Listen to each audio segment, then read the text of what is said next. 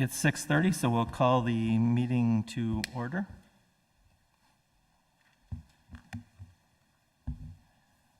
Meeting has been public noticed. And roll call, Kennedy? Here. Cox? Here. Hedberg? Here. Leach here. Show the other three excused. And if everyone can join me in the Pledge of Allegiance. Oh.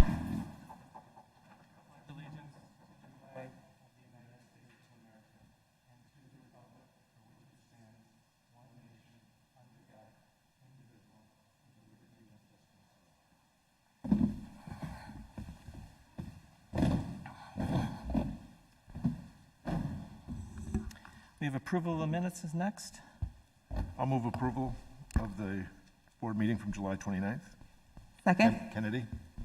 Padberg. Second. Any discussion, any corrections? And although I wasn't here, I did watch it from my hospital bed. So all those in favor? Aye. Aye. Opposed? Passed unanimously. Now we'll move on to the public comment portion. And before I call the names we have, I have to read, everybody says short, but it's a full page, so I'm not going to say it's a short piece. Do you want to do that before 7:45, or you want to do it at 7:45? Well, it says it's listed next. Do we want to do it next? Or do you want to go through all of your new updates It's first? totally up to the board. I just wanted to point that out. You want Usually do it. comments now, or do you want to wait till 7:45? Are It says speakers- no later, but it's next on the Are agenda. the speakers who requested to speak here, I wonder? There are three already, Are they here? and only one's on reentry, the other on other issues. So we can do that. It just, I think we can do it and get through it, and then we'll go from there. Yeah, I'm fine with that. Okay? So I'm going to read this first. In the past, the state attorney general issued guidance on how government bodies, such as school boards, should conduct the public comment portion of their meetings. This guidance was given to assist the governmental bodies in avoiding violations of the state's open meeting law.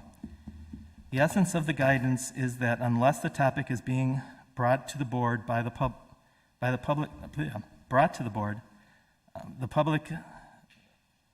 and is listed on the public meeting agenda, no significant discussion can be held on that item. Instead, the topic may be listed as an item on a future meeting agenda, whereby discussion could then be held. The reasons for this guidance is not to limit open discussion, but rather ensure that all interested parties have equal opportunity to participate in the discussions with the full board. We on the school board encourage community input, and we want to hear from you, our constituents. However, we also take the state's open meeting law seriously and will follow the guidance as outlined by the state attorney general. Therefore, if an item is listed on tonight's agenda, open dialogue may occur between the individuals from the public and the board members. If it's not listed, the board will be limited to listening only and will not be able to respond to comments or questions. If your item is not listed on tonight's agenda and you want to have the discussion regarding the topic, you are encouraged to contact the district superintendent and request that your item be listed on a future meeting agenda. As always, you are always encouraged to discuss any issue with individual members on a one-on-one basis outside the meeting setting. Please make your comments to the board and not any individuals in the audience.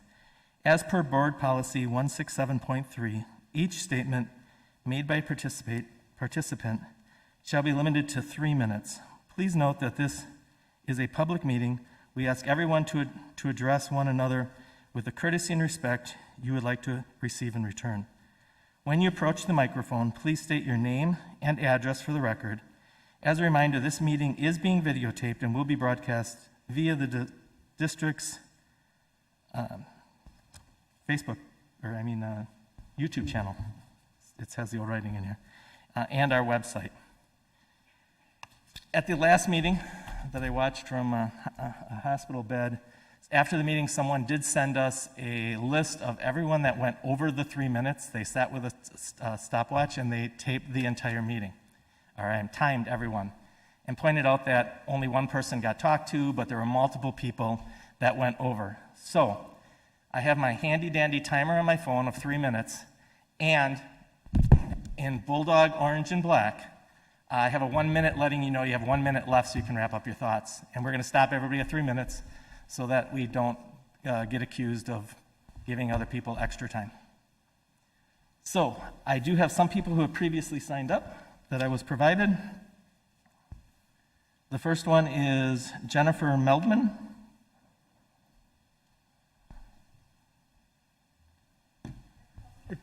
Right down here.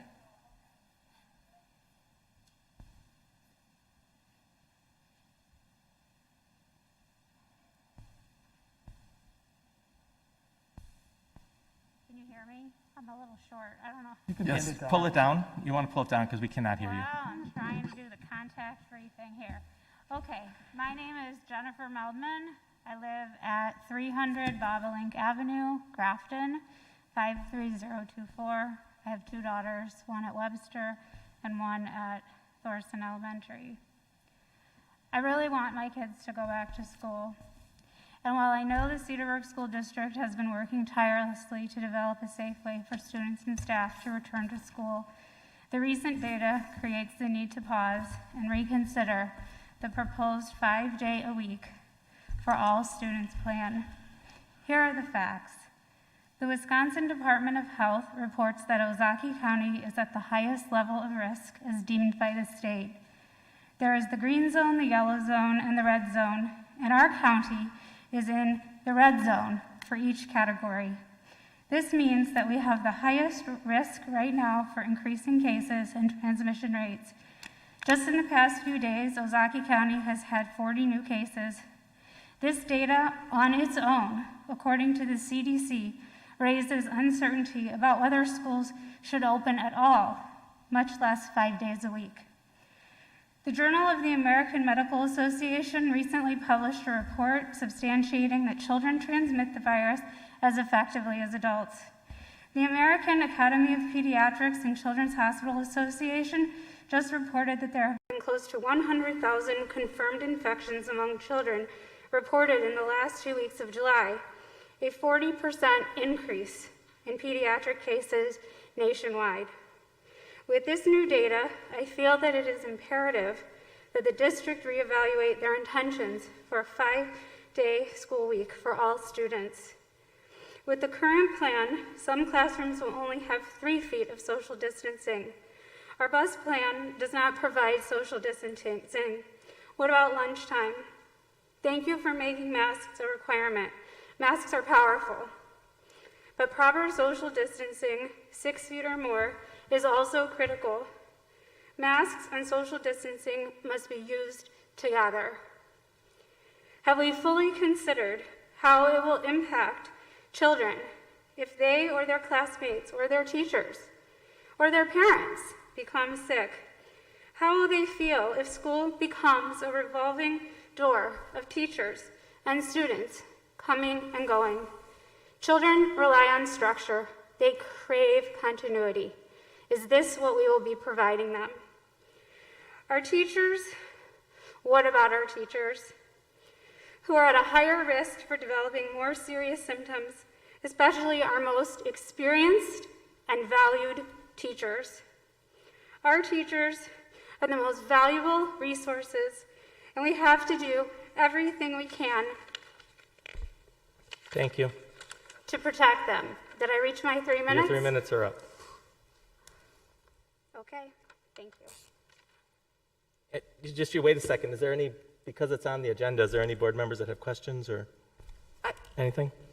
I guess my question was, I obviously, there was some context there. Did you have sort of like a proposal that you're suggesting? My punchline is to either go with a hybrid or a phased-in model that goes slowly so we can see how this works so that we can mitigate risk, or to put all our resources into a robust remote learning that ensures reliability and the best use of all of our teachers and all of our resources. Thank you. Thank you. Thank you. Next, I have Amanda Cook.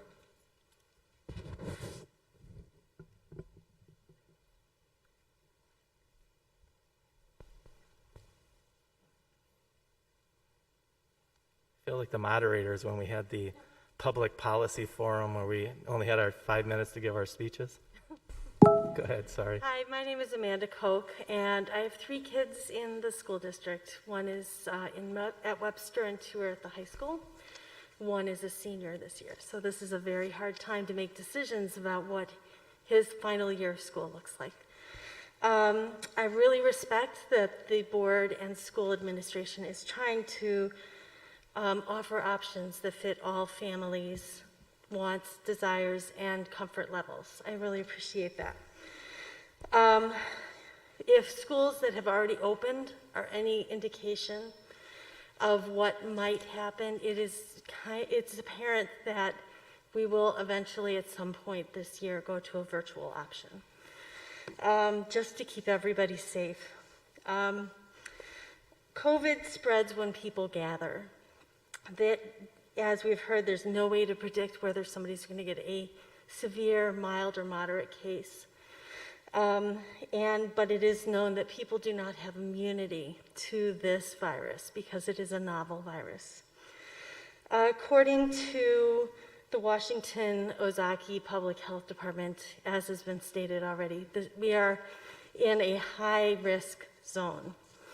And with that in mind, I've looked at some of the curves of other states that have completed a surge, and it appears that the surge comes to the top at between 4 to 6 weeks, and then it takes another 4 to 6 weeks to come back down. I think we're probably near the top of that curve at the surge, which would, as a best guess, because we're all guessing, because nobody knows what's going to happen with this particular virus, that we may be in this risk area until mid-October. Keeping this in mind, I would like to ask you, the school board and administration, to provide a virtual option that best supports the teachers and students from the beginning of the school year rather than as a stopgap for when we may have to close in a later date. Because we don't have the details about this yet, I feel that it's important for us to provide appropriate training for all teachers, not just 1 or 2 on a team or a grade, and to create a platform that supports synchronous learning to maintain the sense of routine and schedule, as well as social interaction rather than isolation for our children. Thank you. Thank you. Thank you. Thank you. Board members, anybody have questions?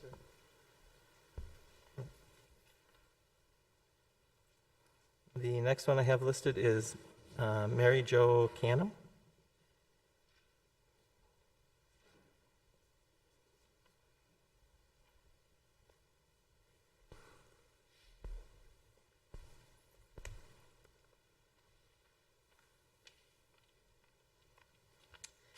Mary Jo Canham, N78W8220 Tapview Court. I have a 5th grader at Parkview and an 8th grader at Webster. I first want to start off by thanking all the teachers and administrators that have worked countless hours to figure out what the next school year will look like. Tonight, I'm speaking on behalf of some of us parents that are sending our children back face to face. We are extremely concerned about the class sizes being too high to maintain proper social distancing. As your numbers and plans continue to evolve in the coming days, we're asking you that you consider smaller class sizes a priority. We assume that in some grade levels, one of the teachers will probably be made a virtual teacher, which leaves, let's say in a 3-track school, 2 teachers to take over the rest of the kids that will be in person, which will cause class sizes to increase. When reading the DPI suggestions for a safe return to in-person document, it suggests that classes should be kept at a 10-to-1 ratio. Obviously, this is going to be difficult when we're sending our kids back to school 5 days a week versus a possible A-B model where smaller cohorts could be possible. Nonetheless, we still need to make small class sizes a priority. To help create these small class sizes, it is important to think of the phrase all hands on deck. All hands on deck, meaning that some staff member positions may need to look different in this pandemic school year.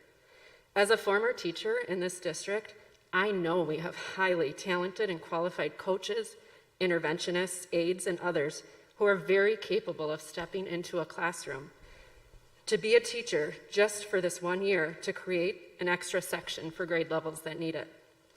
We have the spaces in our newly renovated buildings to do this as well. This would help lower the numbers and ensure proper social distancing. Any child walking into a classroom needs to feel safe and comfortable.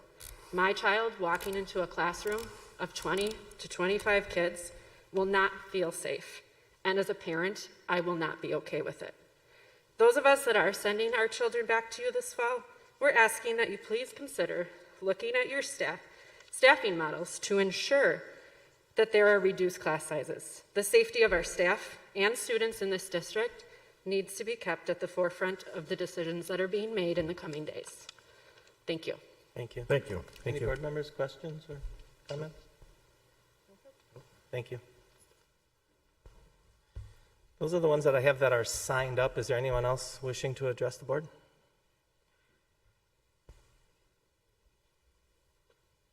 Anyone else? Throw a hand up if there is. Third call. Anyone else want to speak? Then we'll close the public comment section. And Todd, we'll turn it over to you for... Excellent. Thank you, Rick. Welcome, everybody. Welcome to this in-person meeting, and welcome to those who are viewing us from their home. This is a new venue for us. Last board meeting, we were in the field house, and we thought we would move here just because there's some efficiencies gained by not having to set up all the chairs and the screens. But I do want to give a shout out to Kathleen Coster and Paul Third. Thank you very much for your work in helping us set up this environment. Board members, as we do speak into the mics, I've been asked that when you do speak, if you could just kind of give a hand raise for those who are viewing at home so they know that that voice is associated with you, or you can identify yourself just by name before you speak, so that way they know who is speaking. So we are in this venue, and we're at 25% capacity, and you saw the sign when you walked in. Max capacity at 25% is 145. And so we're complying with the regulations and guidelines from the state, and we are all wearing masks due to the recent face covering mandate from the DPI. We are continuing to move forward with our plans for in-person and virtual options for our students. We are planning for a quality experience for all kids. And I say all kids, so that means the students who are in person and our students who and parents who have selected that virtual option. So regardless of which option you're in, you are part of the Cedarburg School District, and we're going to ensure that all students have a quality experience regardless of the option that they had selected. Tonight, we will share aspects of what an in-person and virtual learning experience will look like. In making the decisions regarding our programming, we focused on access, quality, and safety, which are our three guiding principles. Given the parameters approved by the board, we are creating the safest environment for our students and staff, given those parameters. We know business will not look like it did pre-COVID. This is a new environment for us, and we are changing practices, we are changing structures, you'll see some of that today, and we are changing the way in which we use our staff, because we want to make certain that we have all hands on deck. We are going to guarantee a quality experience for all. Our focus is to stay safe, to stay open. To stay safe means modifying our structures and our program. Tonight, we have a number of administrators who are going to speak, and they will identify themselves at the podium. They're going to speak from our left, the audience over on the right, at that podium on the stage. And board members, we have viewing stations for you to follow on PowerPoint, and those of you in the audience, you have the screen behind us. So it's always good to start off with a slide that has the faces of our students, and it's a good opportunity for us just to recognize and remind ourselves why we're here, and it's to make certain we're doing everything we can to provide an exceptional experience for our students. We have an agenda tonight, and we're going to cover all of these 8 areas, and we're not asking for any action by the board. So it's all information, board members. Feel free to stop any of the presenters to ask for clarification, but our goal is to just work through this agenda and not seeking approval for anything at this time. I mentioned this just a bit ago. These are our guiding principles, and we continue to use these guiding principles as we develop our plans. We are coming off of 2 days leading the administrative team, coming off of 2 days of spending 7 hours together, or 7 hours plus each day, working on the development of the plans for in-person and virtual. And I can tell you that all the conversations have been around access, quality, and safety. And I think what you'll see tonight, you'll be quite pleased with, as will the public.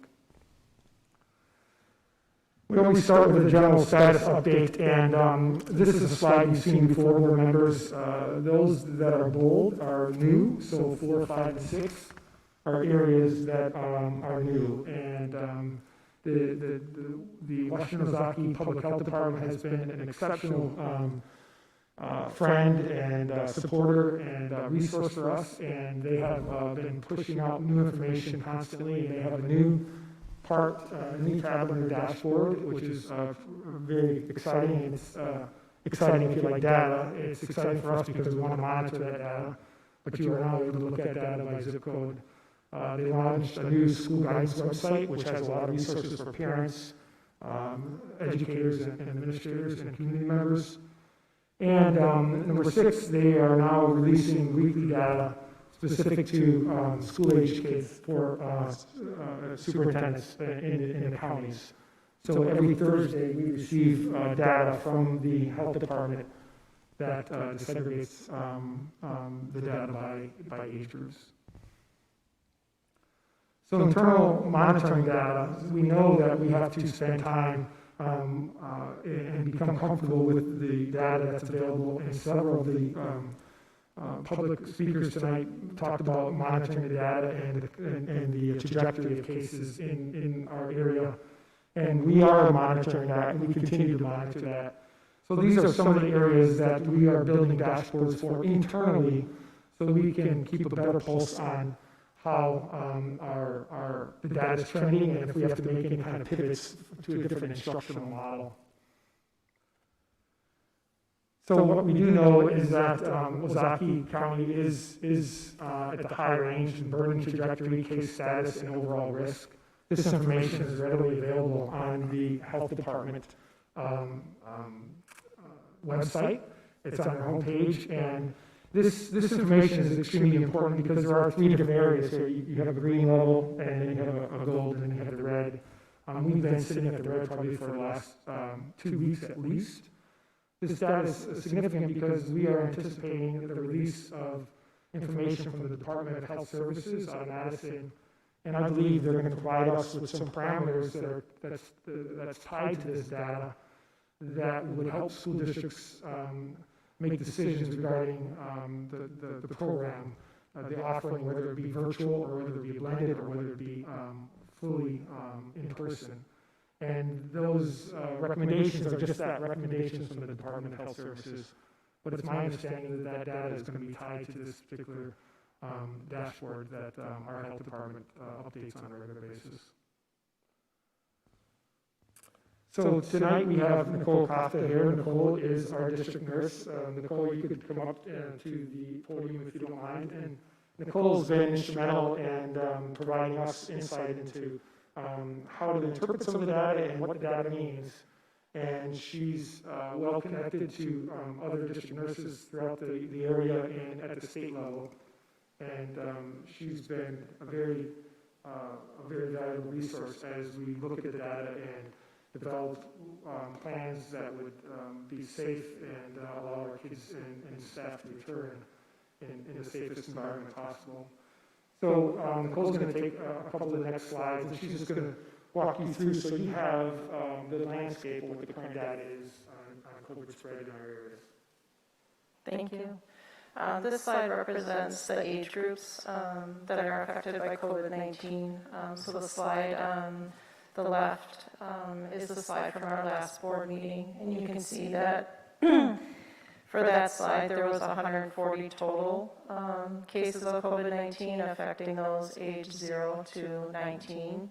And now, as of today, that total has risen to 245.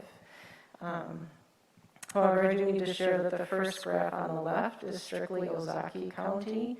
The graph on the right now does represent both Washington and Ozaki County, with the health department kind of revamping their dashboard. They have revised some of their features. So the 245 does include both counties. Will they be switching it back so that we can see just ours? I'm not sure. They have added another graph feature, but it's not real. That one's not particularly user-friendly. So I can touch base and see if they will separate the two again. Kevin and I attended a meeting earlier this week with Washington County Schools and the Health Department, and they invited us with our joint boarder, but they didn't tell me they were changing it with something at the meeting, so that's why I asked.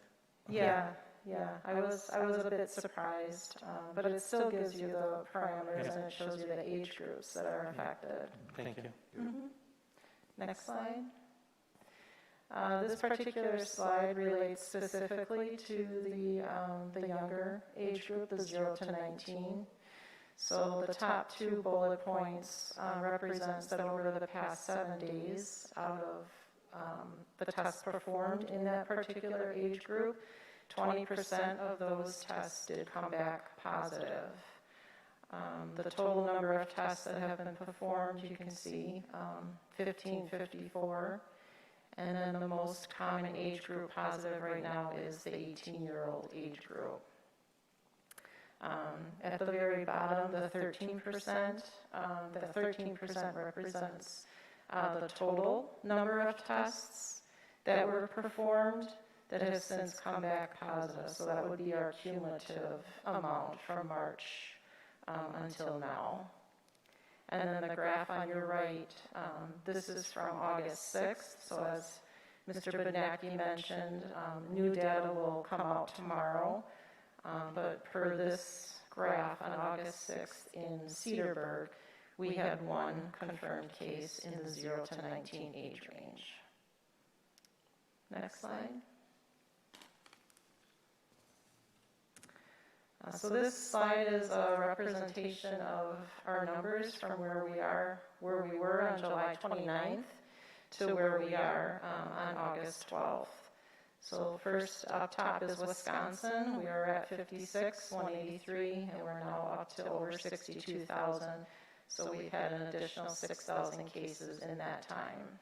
Ozaki County, we are now at 737 cases, and that is specific just to Ozaki County. So from July 29th, we've had an increase of 205. For Cedarburg, just Cedarburg alone, we now have 141 cases. So that's an additional 48 cases since July 29th. The Public Health Department did add the hospitalization percentage now to their website. So that is at 9.03%, but that feature is new, so I don't have a reference point from the 29th. The rolling average for the state of Wisconsin, we were at 6.7% prior, and now we're right around 6.2%. I did notice that in midweek we were as low as maybe 5.8. 5.9, but we do seem to be climbing up again in the last couple of days. Cases positive per 1,000 residents of Ozaki County, we were at 5.2 cases, and we're now increased to 6.7, so approximately 1 case per every 150 residents. And then again, it has the numbers listed regarding the 0 to 19 age range, and then district cases. July 29th, we had a total of 5 cases in our district. We do have 9 now, so that's an increase of 4. Next slide. Can I ask you a quick question? Yes. Kennedy here. The Ozaki hospitalization is 9.03%. Do you know how how they arrive at that? I don't want to put you on the spot, but is that of like recent tests or something like that? Because the 737, I'm assuming, is including everybody since, say, March when testing started.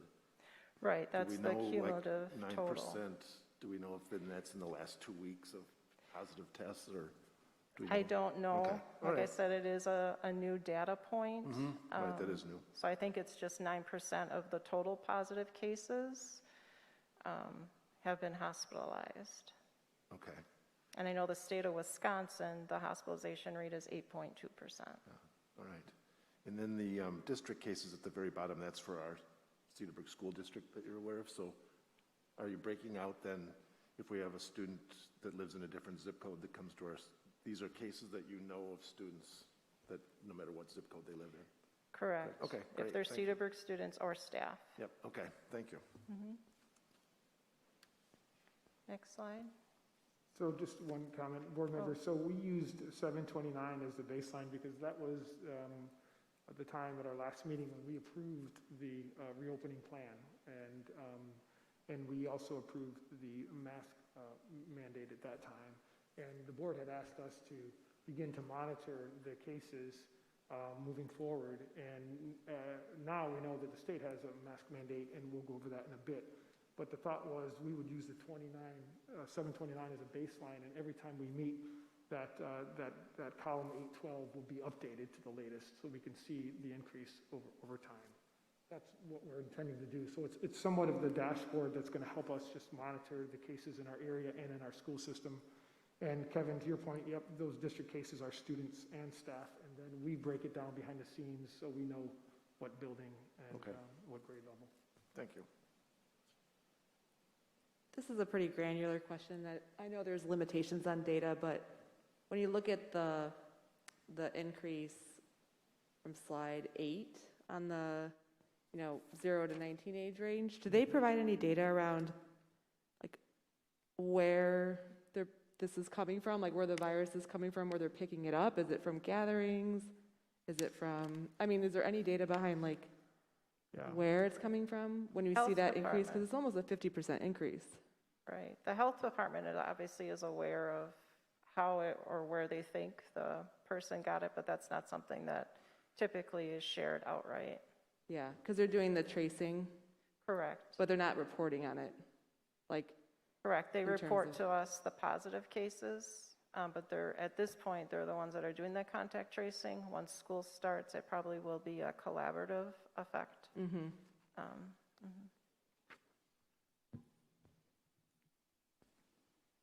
Kristen, I do know when we talk to the health department, they certainly are indicating that unstructured, large social gatherings are a key piece. And we've seen some cases here in our community and surrounding communities that have spiked right after graduation.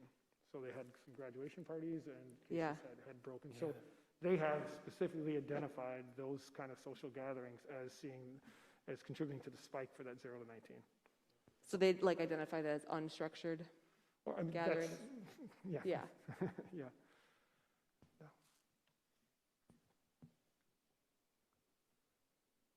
So the next couple slides, thank you, Nicole. The next couple slides are just an update on the face covering update, and this is the mandate that we had put in place, and then soon after that, I believe the next day, the state came out with their mandate. And what we were doing on these two slides is just to show you the comparison between the two mandates. The effective date was, for ours, was the start of school. The effective date for the state was August 1st, and we were going to review our mandate every 2 weeks, and the state had set a window to close or for that to expire on September 28th. We have obviously another board meeting in August, and we have board meetings in September, so we'll be able to come back to this and discuss where we are. If you go all the way over to the right side of this chart, the plus and indicates the more restrictive mandate. So in this particular one, we just said the state because we had the option of expiring it in 2 weeks if we wanted to, but the state has it going through September 28th. Grade level, our mandate had it 4K through 12, and the state is 5K through 12. Students in school, we indicated that students were required to wear masks, and if they can maintain 6 feet or more of social distancing, they could take off the mask. In the state, there's no such clause in there. It's required to wear a mask at all times. Students outside the building, again, we indicated that masks were required if you could not maintain 6 feet of social distancing, and the state just strongly recommends that they wear a mask. So staff in school, again, our requirement was that they wear a mask, especially if they cannot maintain 6 feet of social distancing. The state requires at all times, with the exception during instruction, if 6 feet or more of social distancing can be maintained, or when they're in an enclosed space by themselves, then they can take off the mask. So that is for instruction, so that's for our staff. Staff outside, very similar. We said that the district's required 6 feet of social distancing. If you can't maintain that, you have to wear a mask, and the state strongly recommends it. Bus transportation, we're very similar. Again, we had the 6 feet of social distancing in there. If you had greater than 6 feet, you didn't have to wear the mask. The state does not have that 6 feet requirement, so you have to wear a mask on the bus. Athletics and extracurricular, state required for indoor facilities. We have to determine what our expectations will be for exterior and activities. We anticipate that the Department of Health Services is going to release new guidance any day now. And I know the WIA is planning to meet at the end of this week, so I believe by the time we get together next week, we'll have clear guidance on extracurriculars and outdoor activities. And the last, guests or visitors, state has a requirement, and again, there's no social distancing involved. You have to wear a mask if you are in the facility, and we had the requirement that if you could maintain 6 feet or more, then you could take off the mask. So there are some areas in the state mandate that are stronger than ours, and some in ours that are stronger than the state. So we're going to just defer to whichever is strongest, or whatever one supersedes the other, and just follow that guidance. Questions on that, board members? And so we're doing that moving forward? Okay. Correct. Mm-hmm.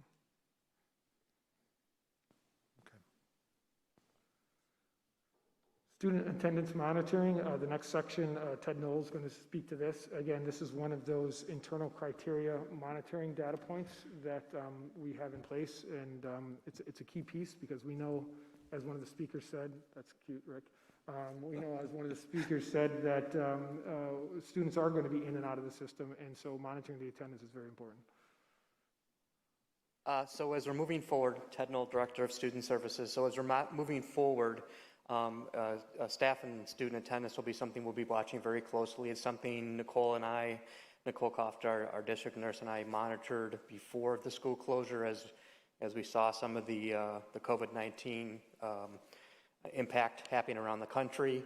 And then we stopped, but that's something we will continue. We're doing it now through our Skyward student and student attendance processes when parents can either call in or log in and report an illness.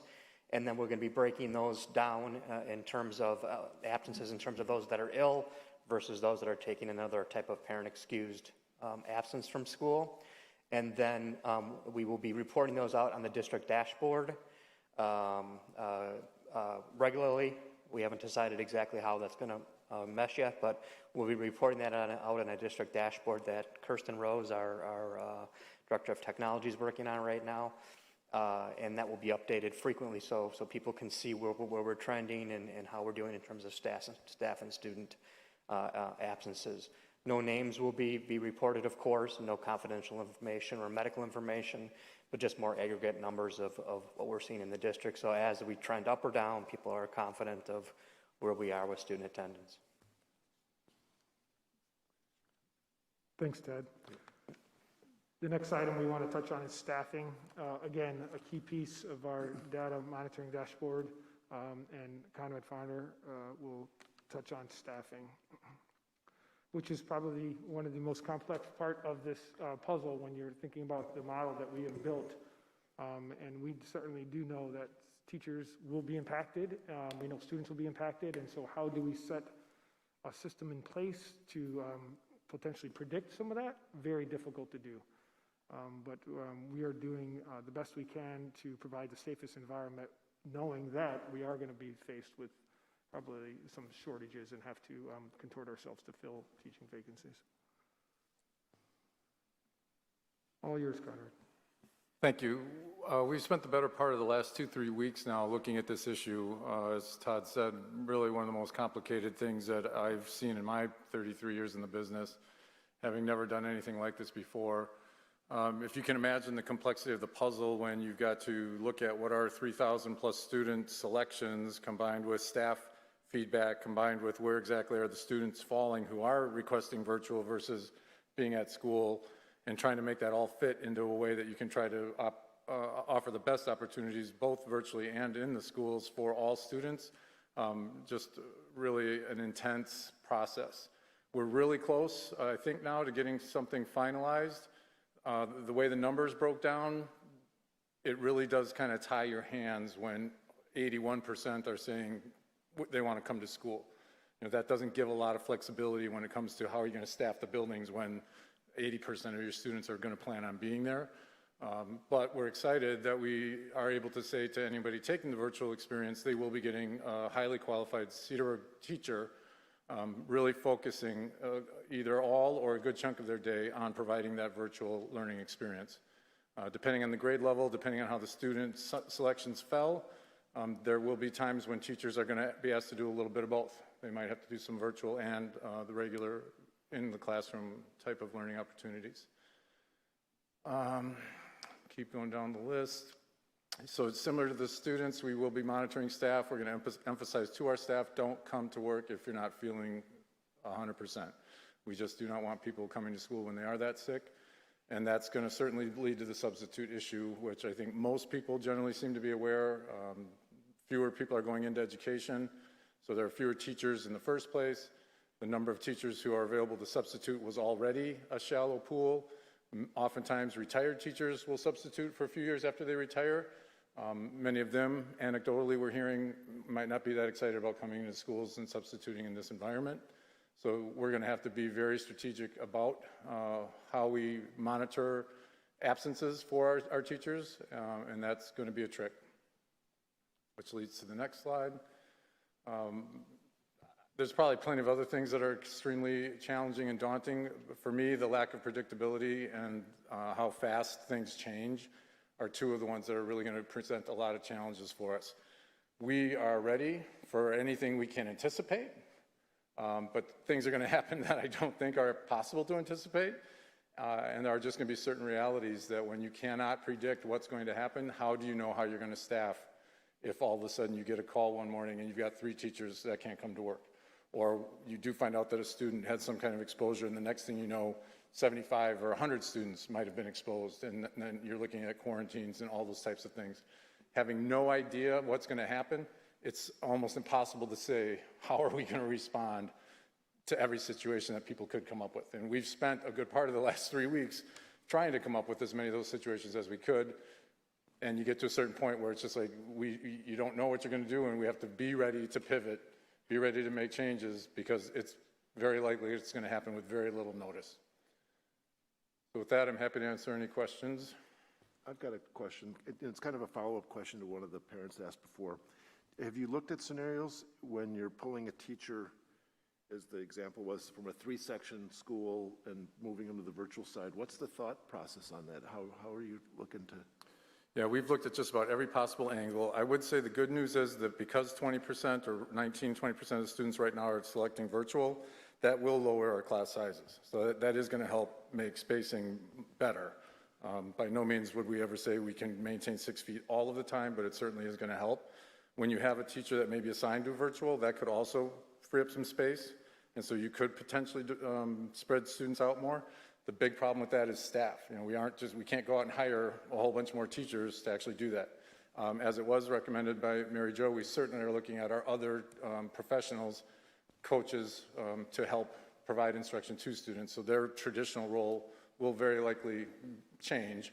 I think they'll still be able to do some of their normal routine, but we will be definitely looking at how we can use them to help maintain the best distance that we can and get our students in the safest, and our staff in the safest possible environment. But you'd be looking to try to maintain the example of 3-section class, or 3 sections now in a school, to maintain the 3 sections if you took one teacher and moved them to the virtual It's side? pretty hard to do that. Yeah, if you're going to pull a teacher out of a grade level, for instance, where there's 4 teachers, you can't really pull that teacher and still have 4 full-time teachers based on our current staffing. You can do modified versions of it. We can do some sharing, teaming, but unless you go out and hire more staff, we don't have that kind of extra, per se, staff. Okay, I think to your question, Kevin, we're not taking 4 sections and squeezing them into 3. right, that's what That's, I I think, where you're going, and that's kind of just talking the way it breaks with the 80% coming into the district, 20% taking virtual. It is allowing us for those 3 sections to if you have exist. 4 With one teacher sections, going the virtual, math those works numbers out. actually Right. drop a tad. Yep. And maybe Katie may be able to touch on that when she Okay. gets up there too. Yep, the math would work then, yeah. Okay. And that's accurate, Conrad, correct? We're not taking 4 sections and squeezing them into 3, because then all the numbers would go up. Right. And what we saw today during our work, I didn't see those numbers going up. Yeah, I didn't know what they were. I wouldn't say that's out of the realm of possibility, because if you had enough students from a certain grade level choose to go virtual, you wouldn't necessarily need the 4th section. So I don't, you remember, Katie, offhand? I thought there might.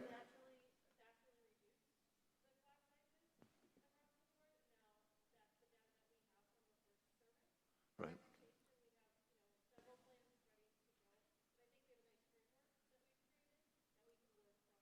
Okay. Yeah, our goal is definitely trying to keep the class sizes as small as we can through whatever creative staffing we can do. And obviously, you have to be fluid on this because you don't know what's going to happen between now and even, next week as far as the start of the school. It could suddenly become 40% don't want to come. So we have to kind of, you're kind of in a no-win situation for you guys because you could scenario to death. Oh, yeah, and we have. You have to have your plans and then be able to move on them the best you can. So we appreciate that work you guys are doing. Well, and that's what's been the interesting piece of it is everything that we've done knowing that there's going to be another round of selections made this coming week. And so we're absolutely going to have to go back and redo, a good chunk of what we've already done, but there's really no other way around it. And I'm sure once school would open, you'd be making adaptations daily or weekly too. Exactly. Okay, thank you. Conrad, I have a couple questions. This is Sam talking. I know you're right here, so. I'm just trying to gain a little insight into what the stages of covering classes are for teachers that are sick. I mean, I think obviously you start with whatever substitutes are available. Once the substitutes are exhausted and there are no more, then do we go to paras, do we go to admin? Is there a sort of a protocol as to how that goes? Those are about it. Okay. We're proactively trying to hire subs in the buildings to start the year. So that's a new thing that we haven't done before, and we are very actively going out and trying to secure people ahead of time before we even know of any needs, so that we can try to go to somebody that we're coining them as a building sub, for lack of a better term. So that is definitely one of the steps that we're going to try to take. One of the difficulties is the people that you normally rely on, maybe a literacy coach or another coach, we're already kind of assigning them. So they aren't going to be readily available. Talking to Teachers on Call, who provides our substitutes, they have indicated that they're feeling good about the pool that they're able to generate. I think the economy might have resulted in some people going into substitute teaching as something to do part-time.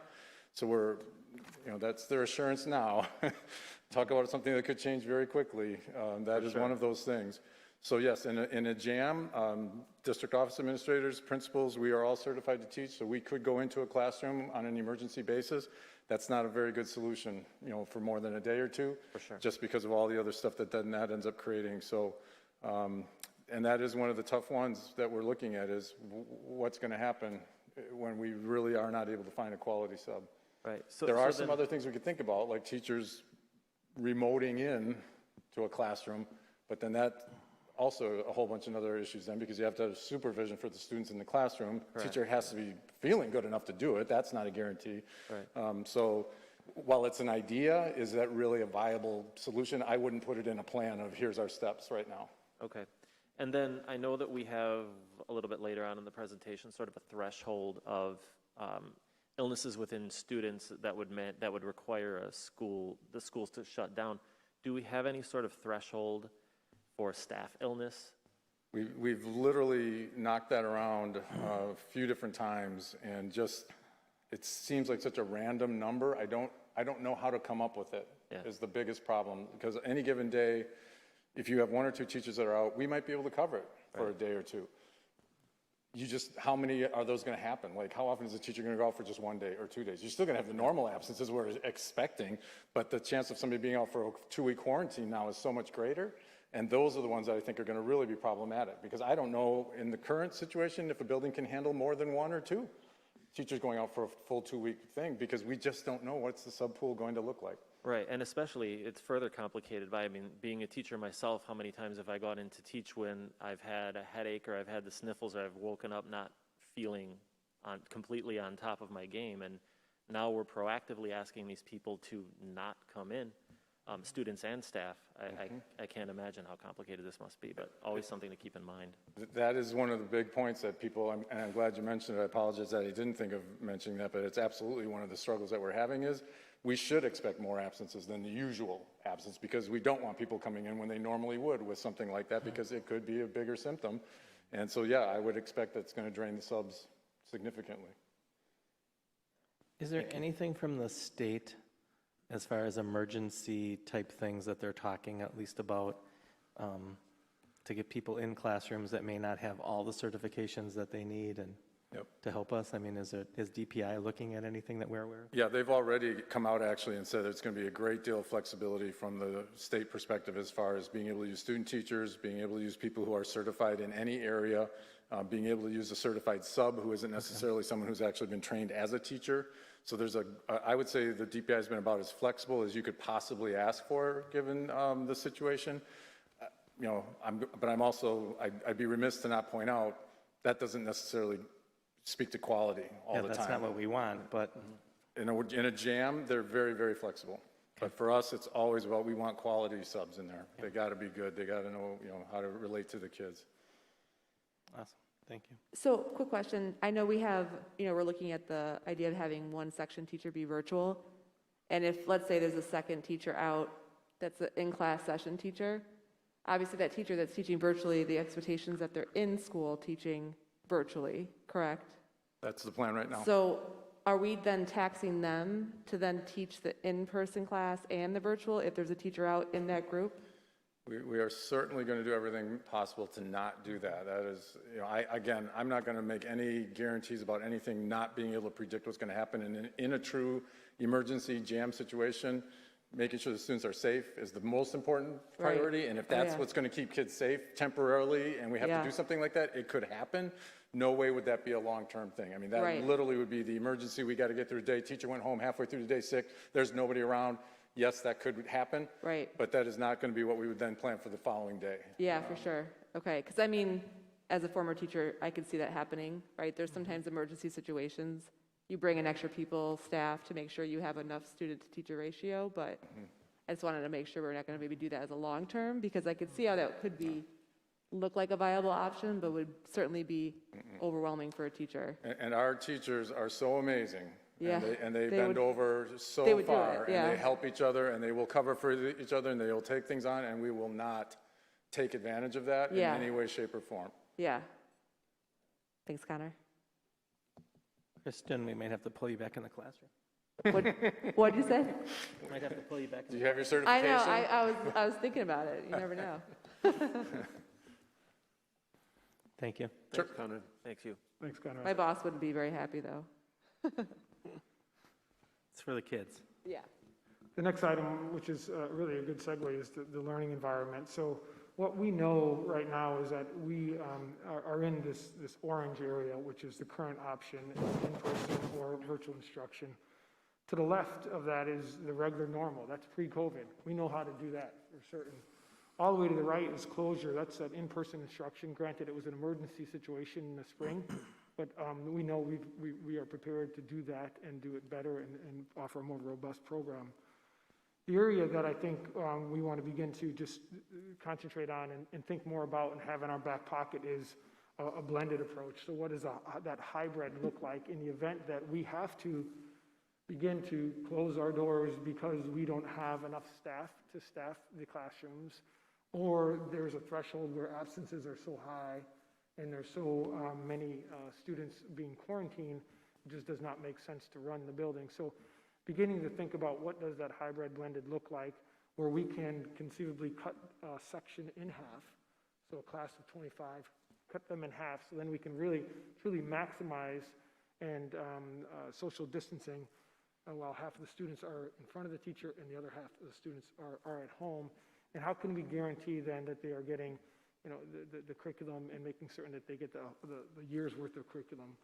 So I think the work now, as we have the year getting ready to start, less than 4 weeks, there's a tremendous amount of work that the principals and administrative team and teachers are doing to prepare for a safe return. But we would be naive to think that we can just roll through and not have anything in our back pocket regarding some kind of hybrid blended approach. And so I think that's where we're going to start concentrating and thinking about what that looks like, whether it means going to that option coming out of a full closure, or if we're seeing that things are not working the way we had intended in this environment, starting to dial this back, going into a hybrid type model. So I just want to put that on the board's radar so you are understanding that given the staff and the student thresholds that we could cross at any time, we should be prepared to pivot into another arena. I know we're going to talk more about this, but is there like discussion around, there's schools, right? What if something hits one school bigger than another school, or a section of that school more than another? Is there a look at, doing it sort of sectioned like that? So instead of holistically, I guess? You could certainly quarantine sections, and you can school and still have 2 schools open, 2 elementaries and a middle and high. I think you end up running into certainly family daycare issues, older kids, siblings, that type of thing. But those are the issues we're going to end up wrestling with. And at the next board meeting next week, we'll talk a bit more about what that looks like, because we would want the board's input. If a building the greater percentage of a building is quarantined, or they're absent, or parents are just choosing not to send their kids to school, we decide we're gonna actually make that entire building remote. Then is there a domino effect for the other buildings as well? Right. We get into a position where we're going to say, yep, the other buildings are also going to go remote. Right. Once you go remote, then the question is, when do you come back out of it?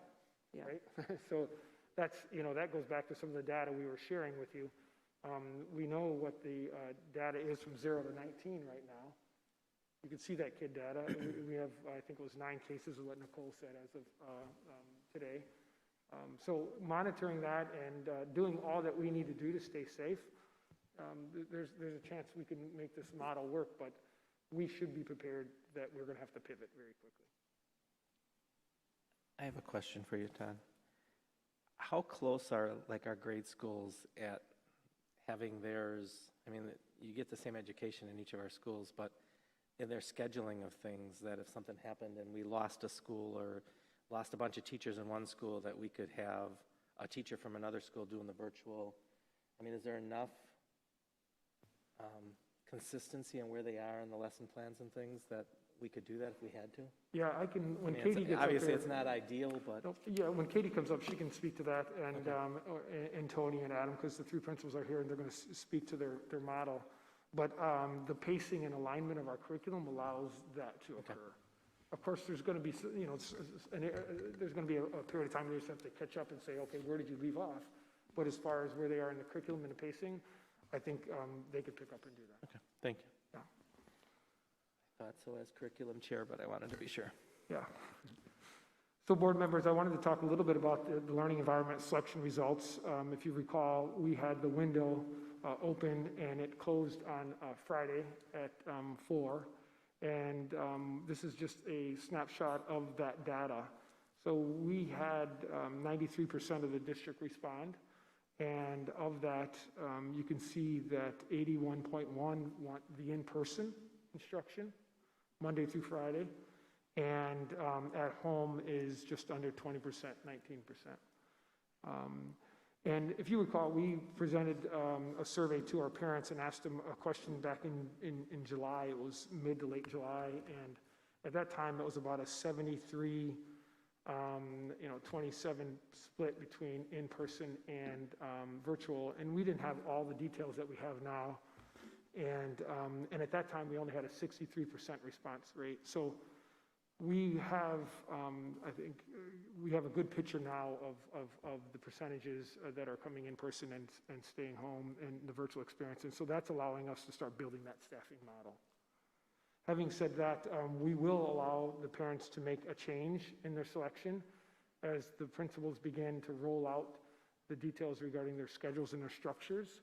Parents may say, oh, I see what's going on now. I may opt to go in person versus virtual, or just the opposite.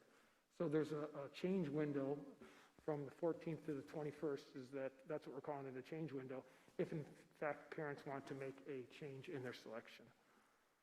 If you look at the second slide, you can see that a bit more detail as how it falls by building on the left-hand side. And then if you look to the right, you can see it by grade level. I can tell you, in speaking to other districts who are going in person, it tends to be around this 80-20, 90-10 split, somewhere in there. So it seems to be following a pattern that we see in other systems.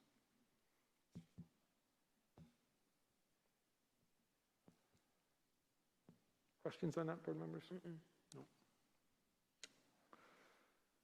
So we know we have two different options. We have the in-person option and the virtual option. And now we're going to turn it over to the building principals who are going to walk us through that. And today we have Katie Ramos, principal from West Lawn Elementary School, who's representing the elementary. And she's going to take you through a few slides, and then we will turn it over to Tony DeRosa, principal from Webster. And lastly, we'll follow up with Adam Kurth, principal from the high school.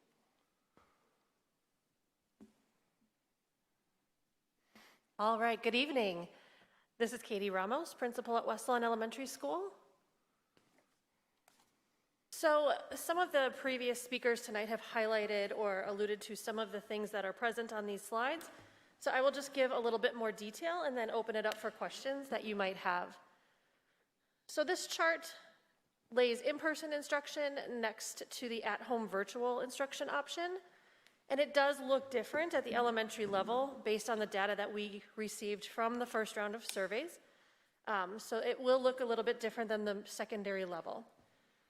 Staffing assignments, Conrad Farnar talked about this a little bit.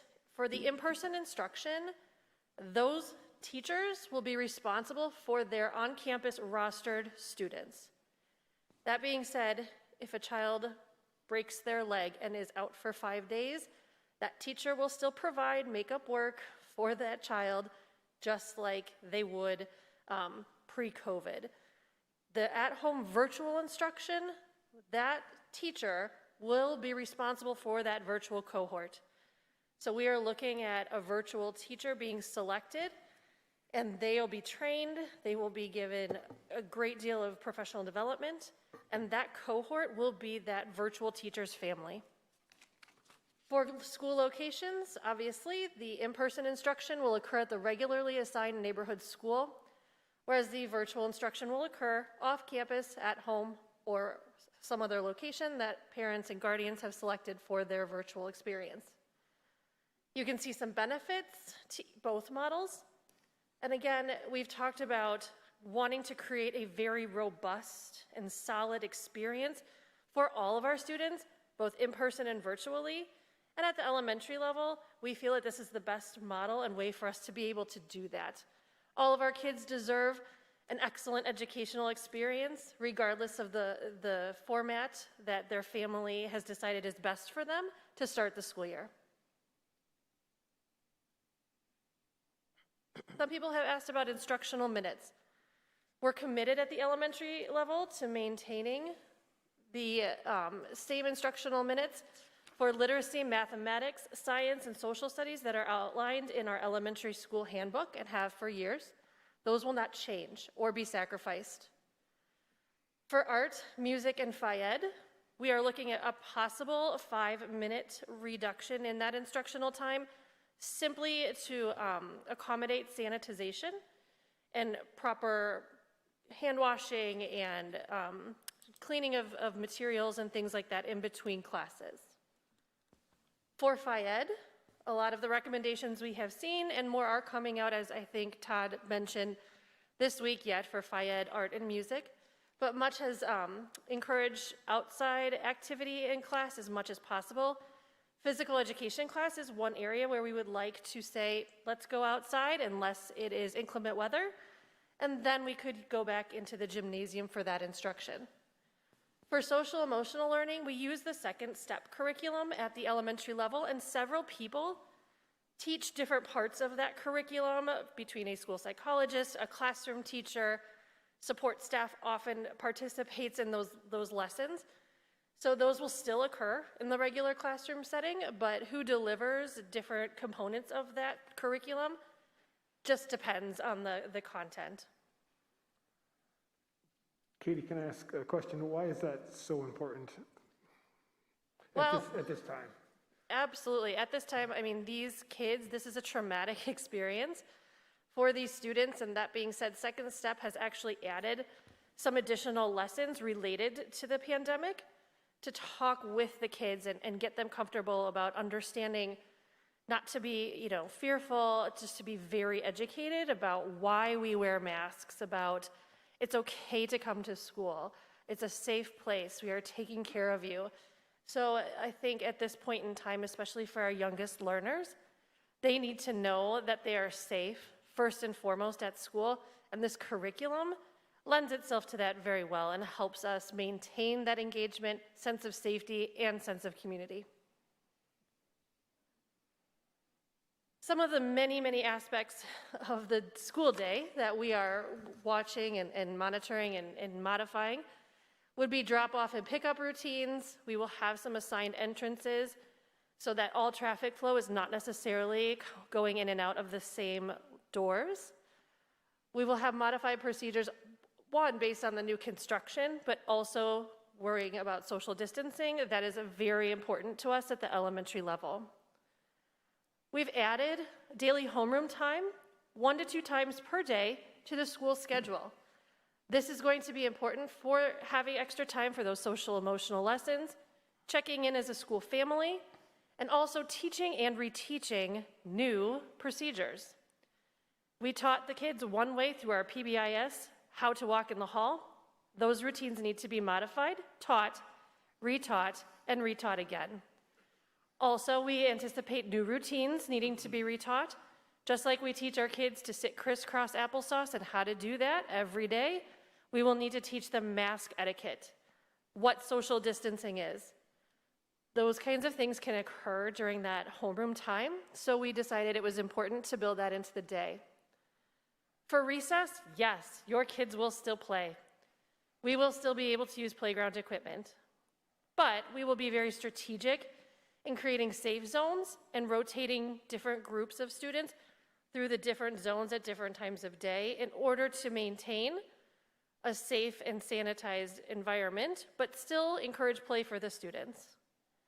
That might look like first grade has its own dedicated recess. They're not out on the playground with another grade level.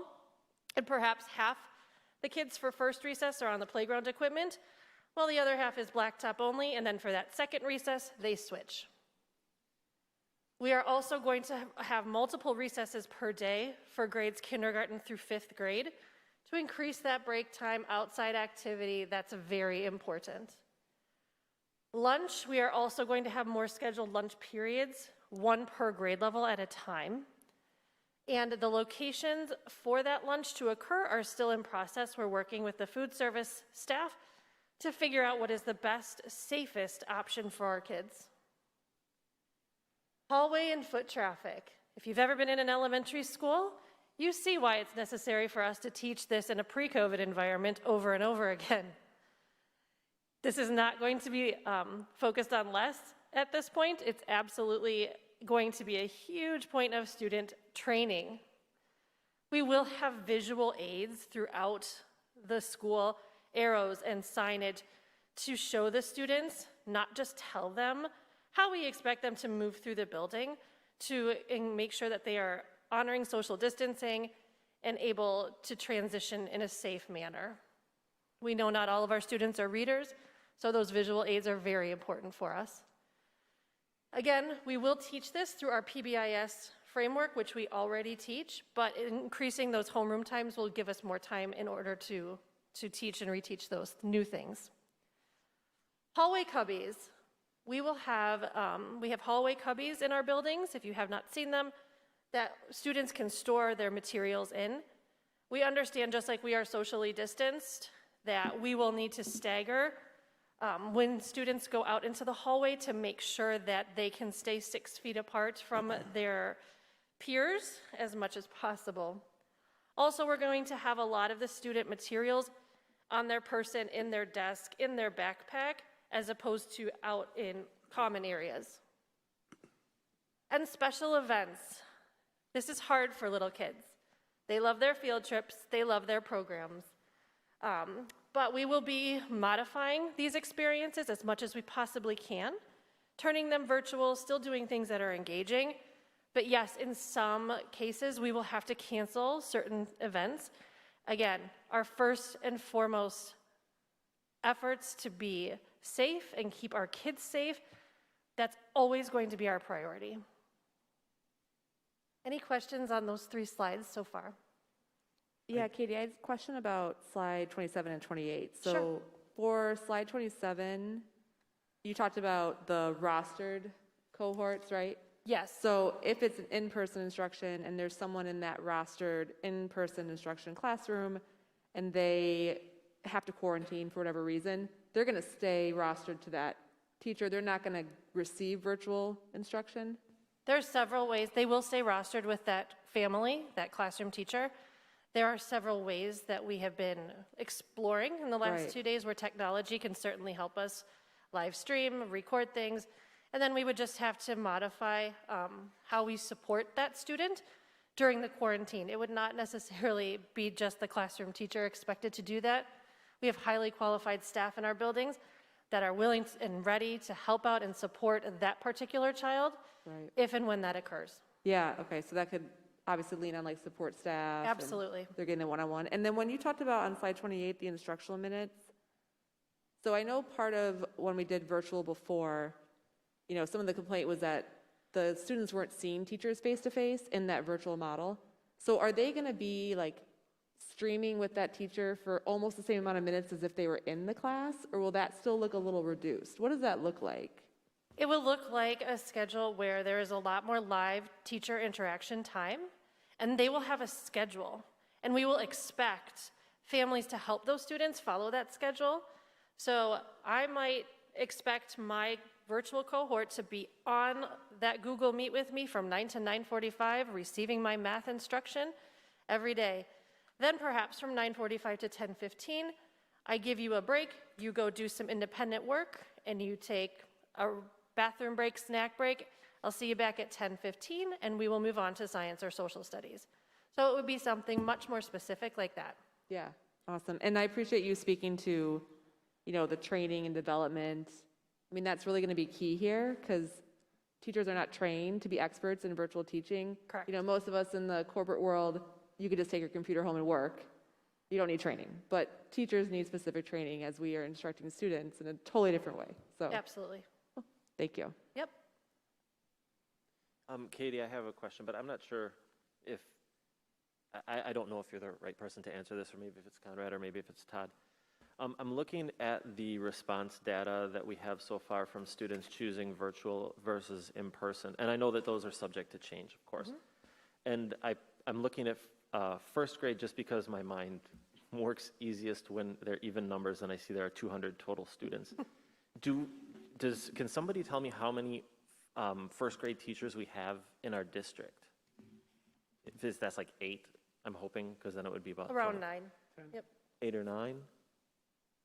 Either 9 or 10. It's I- 10, so if you have Is it- there's 4 sections at Parkview, Thorson, and 2 at Katy, so that's 10. So 10? Okay, thanks.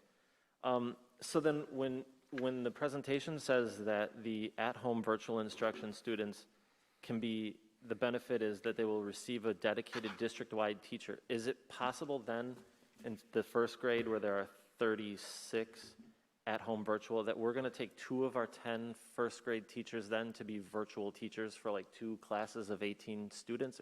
Is that how that would work, or would it be by school? Yes and yes. As you can see, we've had to go grade level by grade level for our planning because, for instance, the 4K numbers, the percentage of 4K students who chose a virtual option is almost a third of the students, whereas the 5th graders, it's significantly less. So in our planning, we had to go through grade level by grade level to figure out what would be most appropriate for those grade levels. We did go through and try and pair up and identify those first grade virtual learners with a first grade teacher. And perhaps when the numbers are higher, maybe that's where we would attach a literacy coach to that teacher to do some co-planning and co-teaching and share that experience. Okay. So that's where, as Mary Jo, spoke to, we are getting creative and thoughtful with our staffing to make sure that everyone is getting the best experience. But it does look a little different at every grade level, and we recognize that. We've got a framework now, but we think now when we get our second round of data from our parents, we will be able to just tweak these plans and be able to put something in place very quickly. We are also already starting to reach out to some of those staff members that we have been talking about and saying, hey, what do you think about this? We know it's just an idea, but we want to make sure not to spring it on any of our teachers and say, guess what? Last minute, we would like you to be the virtual teacher. Like we said, they have to plan. They deserve to get excellent professional development in order to be able to execute that. So that's kind of my answer as far as where we're at right now. There are some grade levels, to your point, Sam, where if the numbers were very high, say 45, we are looking at a couple of classroom teachers, but not always necessarily. It might be a literacy coach or someone else attached to that team to provide that instruction. That's kind of the balancing act, I think, because the more teachers you can teach in the regular classroom, you reduce the class sizes of the in-person. So if you can do it with 1 teacher and an aide or 1 teacher and a literacy coach in the virtual, you can lower your class sizes and get to more social distancing. So that's a tough balance. Correct. Right, no, I appreciate the individual look at each of those situations, because I could see that if we just did a one-size-fits-all sort of solution, we could really be tying our hands and overburdening teachers that are already going to be completely overburdened this year.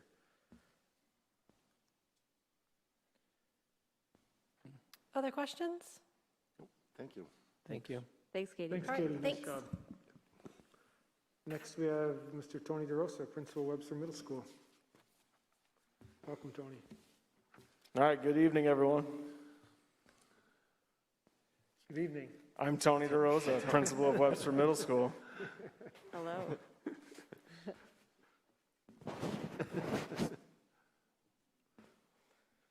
And Dan Reiner is the Assistant Principal, but he's not in attendance tonight.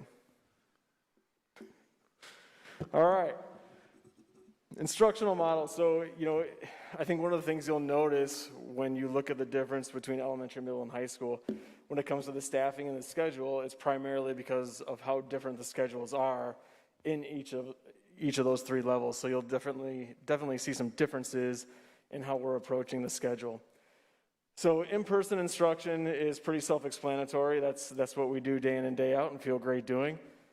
So obviously the classroom teachers are responsible for their students. This will take place at Webster and will, for the most part, take place in the classrooms, but we'll get to that on a future slide. The virtual instruction, as I mentioned, is definitely it's going to look different in how we approach that. And so on the next slide, when we talk about the in-school schedule, you'll understand how that kind of relates to the virtual schedule, but you'll certainly understand for however we're approaching it, which I'll explain, you'll see that those teachers are certainly responsible for the virtual students at home. So in our schedule, normally all students, 6th grade, 7th grade, and 8th grade, in a regular school year, a regular quarter, have 8 classes, because Webster has traditionally operated on the A-day, B-day schedule. So your science and social studies alternate A-day, B-day, and all of your allied arts classes do the same. So we know in the 4th quarter when we had to go virtual, it was a lot to handle. It was a lot for staff members, it was a lot for students, and it was a lot for families. And so we approached this by saying, how can we reduce that workload without losing any academic integrity in the process? And the best way to do that is by semesterizing classes, thereby getting rid of the A-B schedule. So a simple way to look at it is you have A-day, B-day in a quarter or a semester. Now you could look at it as semester A and semester B, where we are quarterizing and semesterizing those classes, and students will have that class every single day. So it doesn't matter if you're virtual or in the building, students will have either science or social studies every single day for a semester. And as I go through these different classes, please understand it's not a reduction in class time. We're simply condensing into a semester to a quarter compared to every other day for a semester or a year. So science and social would be every day for a semester. Art in 6th grade and 7th grade and in 8th grade with the electives we can take down into a quarter. Band, we are going to be able to semesterize that, so students would have band every day for a semester. I know that's not ideal. Certainly it's not our preferred preference for our music department, as they'd like to continue education all year long. But if we're really trying to reduce the workload and be prepared for any situation, it was something that we felt we needed to do. So band and choir are in the same boat. Fayed will be semesterized as well. Project Lead the Way will be quarterized. So 6th graders normally have Project Lead the Way every other day for a semester. We'll take that down to a quarter, similar to art. And then our world language is really the one allied arts class that there's not significant change. In 6th grade, we always refer to it as the sampler platter. 6th graders do get Spanish, German, and French, and then they choose one in 7th grade and then would elect to take it in 8th grade. So they're in trimesters in a normal school year that meets every other day all year long. We're taking that and we're able to smash that down into trimesters within a semester, so students would have 30 straight days of French, 30 straight days of German, 30 straight days of Spanish, and that would take up one semester. In 7th grade, we're not making any changes. That class will still take place every other day all year. And then 8th grade will continue to be every day all year, because we know that we want to maintain the academic integrity of making sure our students are ready for level 2 when they come up to CHS.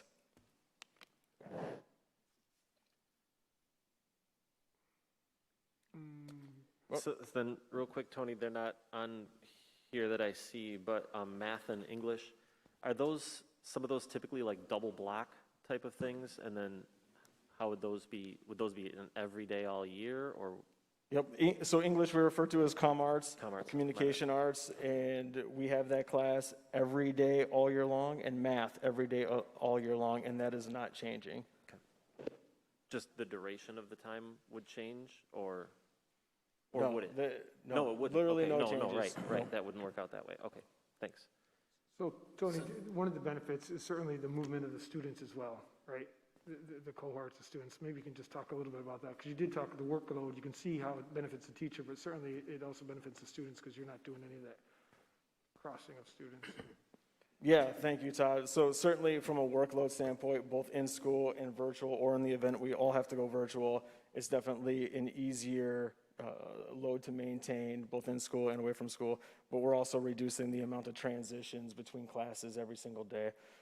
So obviously that's in an effort to maintain safety as best as possible. So I mentioned the semesterize and quarterize.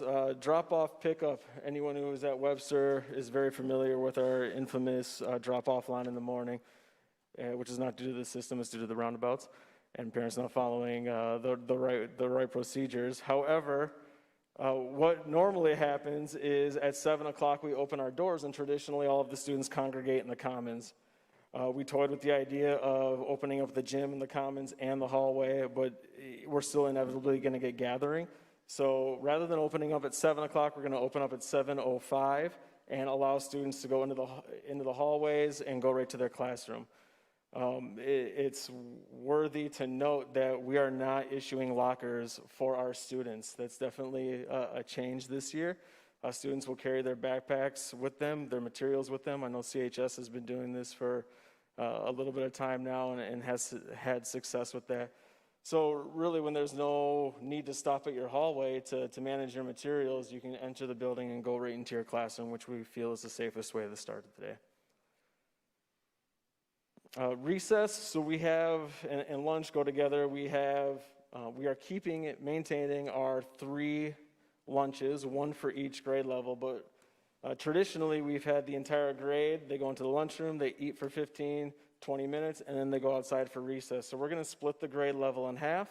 We're going to do this by homerooms. Half of the class will eat, half the class will go right outside, and then we'll switch spots. With the use of added support staff with cleaning, we'll be able to clean the lunchroom at the halfway point of lunch. Obviously, we'll transition one group of kids out one exit and transition the other group of kids in a different exit. Students will be seated, like I said, by homeroom. They'll be spread out. They'll have assigned seats, and trying to keep that as orderly and safe as possible.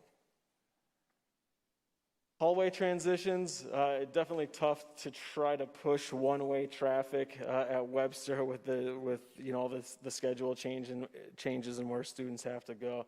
So obviously we are going to continue to stress and teach physical distance, single file line, try to stagger our exits a little bit as we exit classes, and do that to the best of our ability.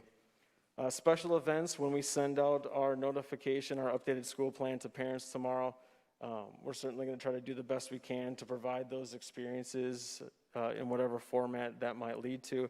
And we're definitely looking at some alternative ideas for picture day, picking up schedules, being able to walk your schedule. We certainly want to provide those opportunities for our students, especially our 6th grade students who are new to the building, and we'll have those details in our plan released tomorrow. Tony, can you briefly, what would it look like for the stay-home student? I mean, if you have a math teacher that's teaching the in-school during certain hours, they'll schedule the opposite hours for the at-home, or how's that going to look? Yep, so right now, it's a total numbers game. It's a total puzzle. Yep. So we're averaging around 35 to 40 students in each grade level that are opting for the virtual experience. And we're going to attempt to do that as synchronous as possible. In an ideal world, you get a perfect class of 25 or 30, and those kids virtually would follow the same schedule throughout the day, go to comm, go to math, go to science, and in 6th grade could even potentially follow their allied arts schedule altogether. The reality is that's not going to work. When you start factoring in the numbers, either very high or very low, and you can't sacrifice or put in a virtual section for a teacher, on its own. So then you have to start trying to spread that out. So I'm working closely with the teachers and giving them a lot of input on, okay, here's 35 kids in 6th grade. How would we like to manage that best? And a fraction of them are in different math classes. How do we want to handle that? So it's definitely a puzzle. We're working with what we have right now, with the 110, I think it was, that have opted for virtual learning. It's not going to be picture perfect, but I think having the staff be a huge part of the process, and as a team determining, hey, you know what, I'm the tech expert, I'm more comfortable, let me handle the virtual kids in this hour, you handle them that hour. So really letting staff play to their strengths. Certainly everyone's going to be learning and growing together and having to manage all of this, but really letting teachers make the decision with the schedules and teach to their strengths and put kids in the best spot possible. Awesome, thank you. Tony, this is Sam one more time. Thinking about the Singleton teachers, the Project Lead the Way teachers, world language teachers, probably then their expectation would be that they would need to provide the synchronous content for the students that are registered for their classes taking it from home, right? So you might have a class of 18, but then there's 6 more kids or something on the Google Meet accessing that content at the same time. Is that a correct assumption? Yeah, that's the plan. That's what we, ideally attempt to do. Where it gets difficult in the allied classes, not drastically different from your core classes, but when you get into Project Lead the Way, when you get into a world language, you get into some of these hands-on classes, a science, and you're doing labs. It definitely makes it a challenge to, not so much have the content on Canvas and online, but to also try to provide the best interactive experience to those virtual students. So it's, again, gonna be a challenge for those allied arts teachers. They certainly are gonna have a lot of prepping and planning, whereas the example I gave of core teachers who could potentially share in the load or work towards someone's strengths where one or two teachers are dealing with the virtual aspect of it. My allied arts teachers, more than likely, they're all going to be dealing with the virtual aspect of their classes. And that certainly is going to be a tall task for them. Right, okay, thanks. So I guess my question then is, if you're, there's a lot of options and it's going to change, but if you have a teacher who's teaching in-person cohorts and then one cohort is a virtual cohort, I would imagine there's even less time for them for development, right? Because it's 5 days a week that they're teaching those classes all day. So how does that look for you in your school in terms of development and training for the teachers that are going to do potential virtual and in-person? Yeah, that's what we're going to be focusing longer on days. No. from now until the school starts. So, the district is going to be supportive in helping staff understand what's being purchased for their rooms virtually. What is the technology? When is the technology coming in? When can a teacher get in their classroom and access the technology and go through some trial runs? And then probably even before all staff return on that August 31st week, we're going to have to provide opportunities for teachers to come in and really experience as best as possible what this is actually going to look and feel like. So there's definitely some heavy lifting that needs to take place between now and the start of the school year. Yeah, and I think my concern is less around the use of technology and more around instructional techniques, right? Because when you're teaching in person, your options are much different than when you're teaching 100% virtual with your student body. So, yeah, I mean, that'll be something to keep a close eye on, because you're not going to have a day or an hour unless the schedule maybe allows for it with that adjustment. I'm trying to visualize the quarterized, semesterized, which good word. The best professional development is teachers working together to figure this out. That's Right. truly is how they're gonna get through this. We have a number of staff that are participating in a book study within Webster, the virtual learning playbook, and it's definitely a lot to tackle. So, realistically, when you're looking at our staff members, they are teaching in person, they are teaching virtually, they're learning new technology, they're having to sanitize rooms. There's a tremendous amount that is going into this, how to be the best virtual teacher and classroom teacher as possible. So they're definitely going to be going through quite a bit in preparation for all of our students and to do the best job they possibly can, and they will. Yeah. Okay, I'll be curious to hear more about it. I still feel like there's not enough time for the middle school teachers right now to get enough, I guess, prep time if they're being tasked to do that. So I'm just curious to hear more about what that'll look like. I mean, it might not be possible, but. Yeah. It's my preptious is how we sometimes jokingly refer to the prep time. And every single teacher in the district is going to tell you they wish they had more time to do everything they're trying to do. So, part of me wants to say Webster, we have a great middle school schedule where our teachers are allowed basically one block, 2 43-minute periods to work together, to meet, to help each other grow, to talk about kids and how to best support students. There's a lot to do, but the elementaries are, climbing the same battle, and so are the high school teachers. So, definitely have their work cut out for them, but know they'll do the best job possible. Yeah. Thanks, Tony. I found it interesting, Tony. We keep hearing from each of you about technology, and last night we had a building and grounds meeting, and we were going over the referendum, and I noticed that one of the largest change orders that we saw and contingency money was technology, because we have this very, very robust wireless throughout the schools that we use, but it's probably not as good as we need for all of the virtual we're doing. So there was a lot of change orders for more wired plugs to be able to, the output, and just something we never thought of, that, you know, that's just the cost of COVID on the district, and it's, you know, changing in, you know, all of Kristen's stuff that she planned. Now everything they got to change because this has all happened. So it's kind of interesting. Yeah. But you certainly have staff that are already planning ahead and asking the right questions and looking for the right support. And I'll give you a perfect example. 7th grade science, we're out in the Webster Woods, you know, with the unit on forestry.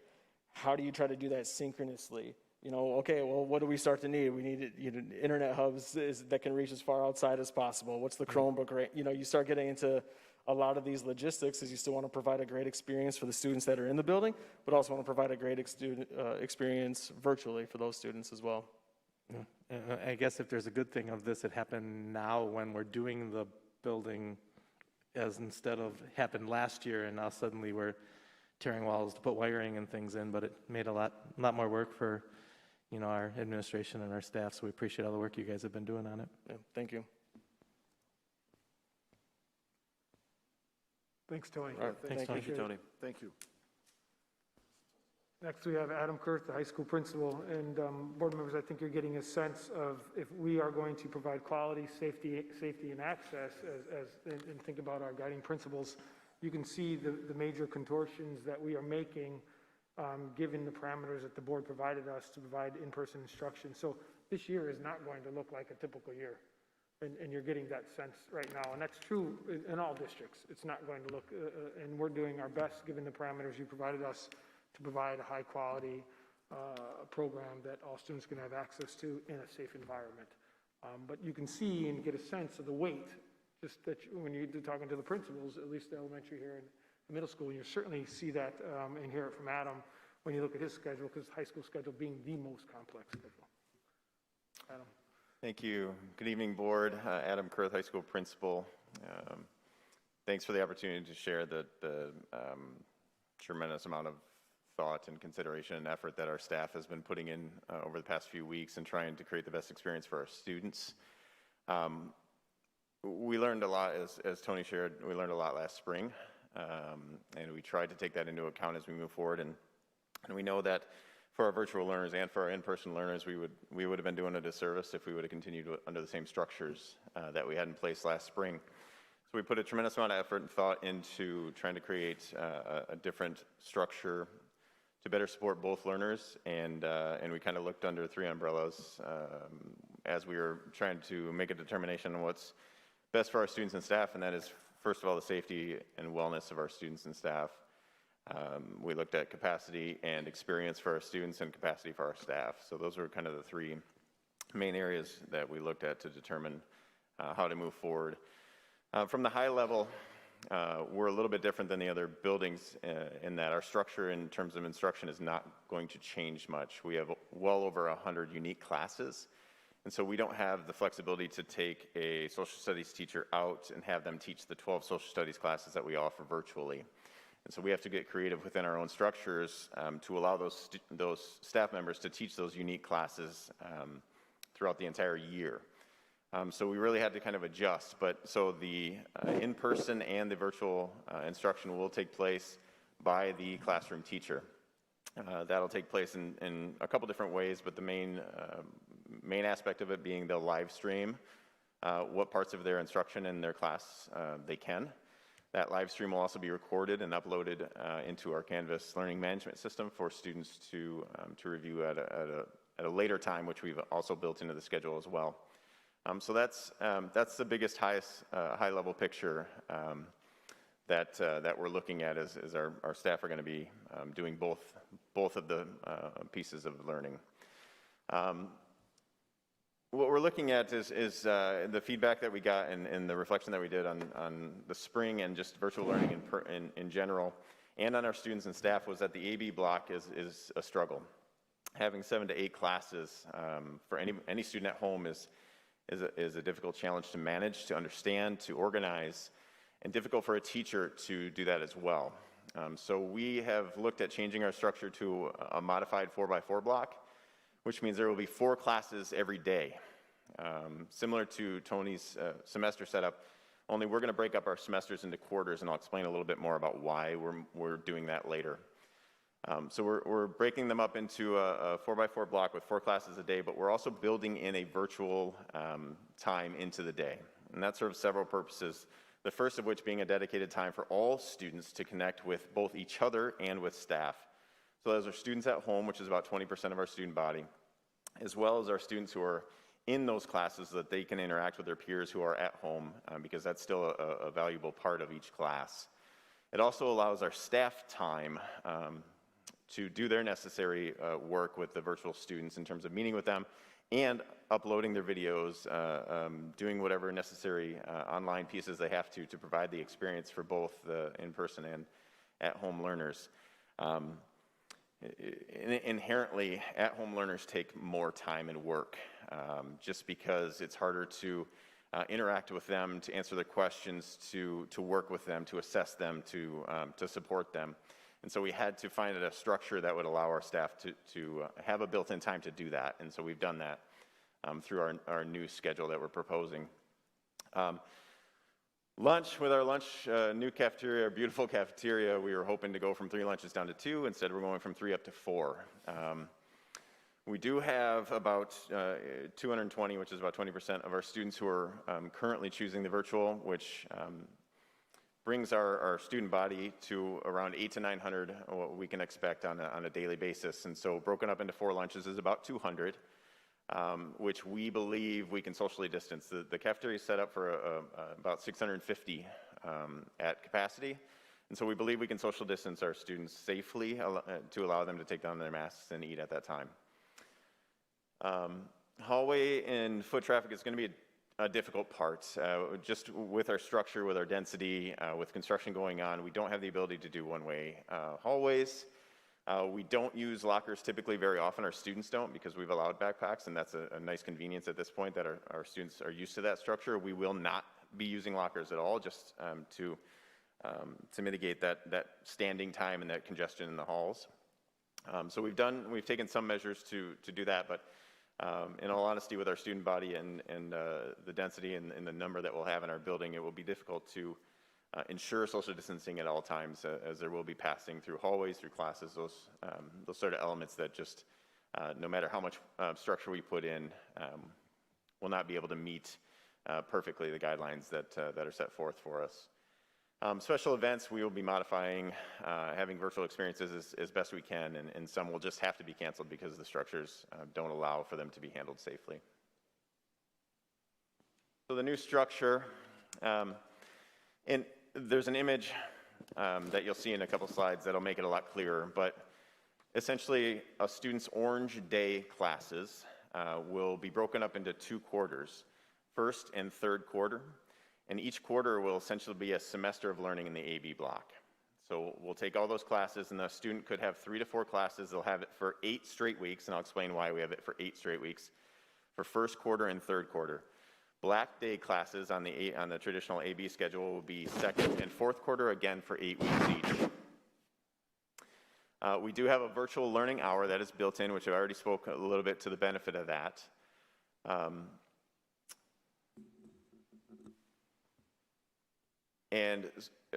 So the benefit of the virtual hour, the biggest benefit is that students have about 85 minutes at the end of the day to engage with their peers, their teachers.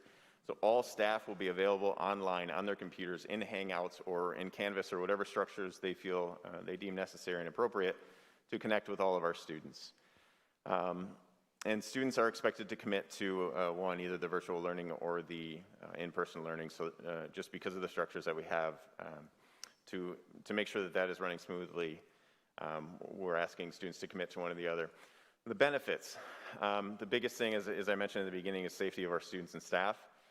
Where with the AB block, we would have been transitioning between 7 and 8 classes over a 2-day period, which exposes our students and staff to anywhere from 150 to 180 other students. We just didn't feel that was safe, the safest approach that we could take, and so now, by changing to the 4x4 block, our students will be exposed to an average of 75 other students and 3 to 4 teachers.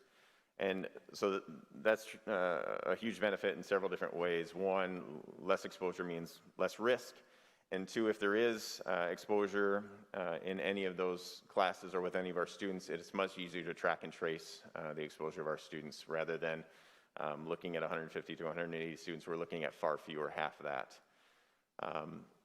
So that's a huge benefit of it. It also decreases the load for our students and staff from 7 to 8 classes down to 3 or 4.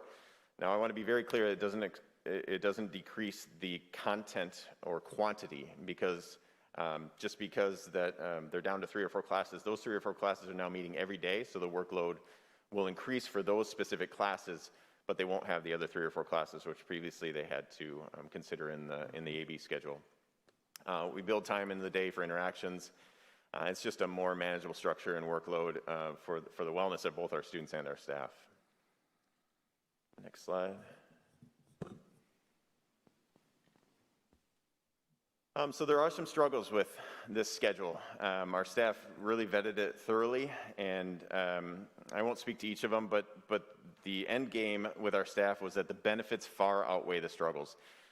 In general, the struggles are there are gaps from the learning to, from one set of learning to the next, from one set of learning to the assessment that might be a key part of that class.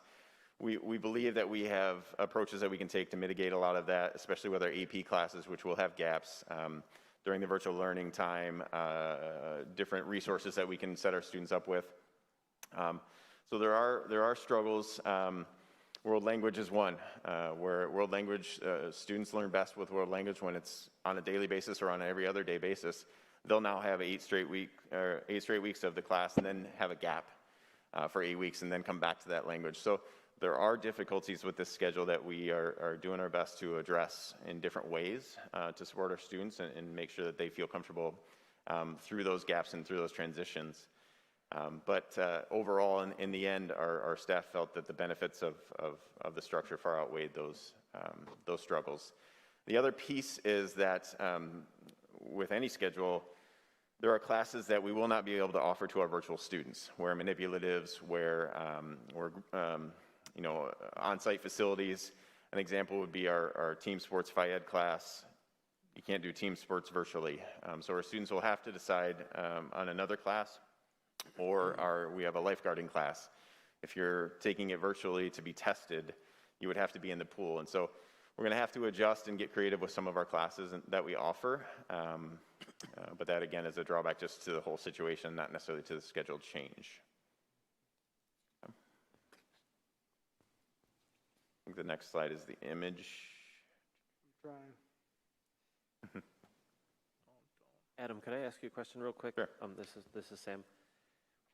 There's a real valid concern that you address here with the Orange AP classes having a 7-week gap before their AP test.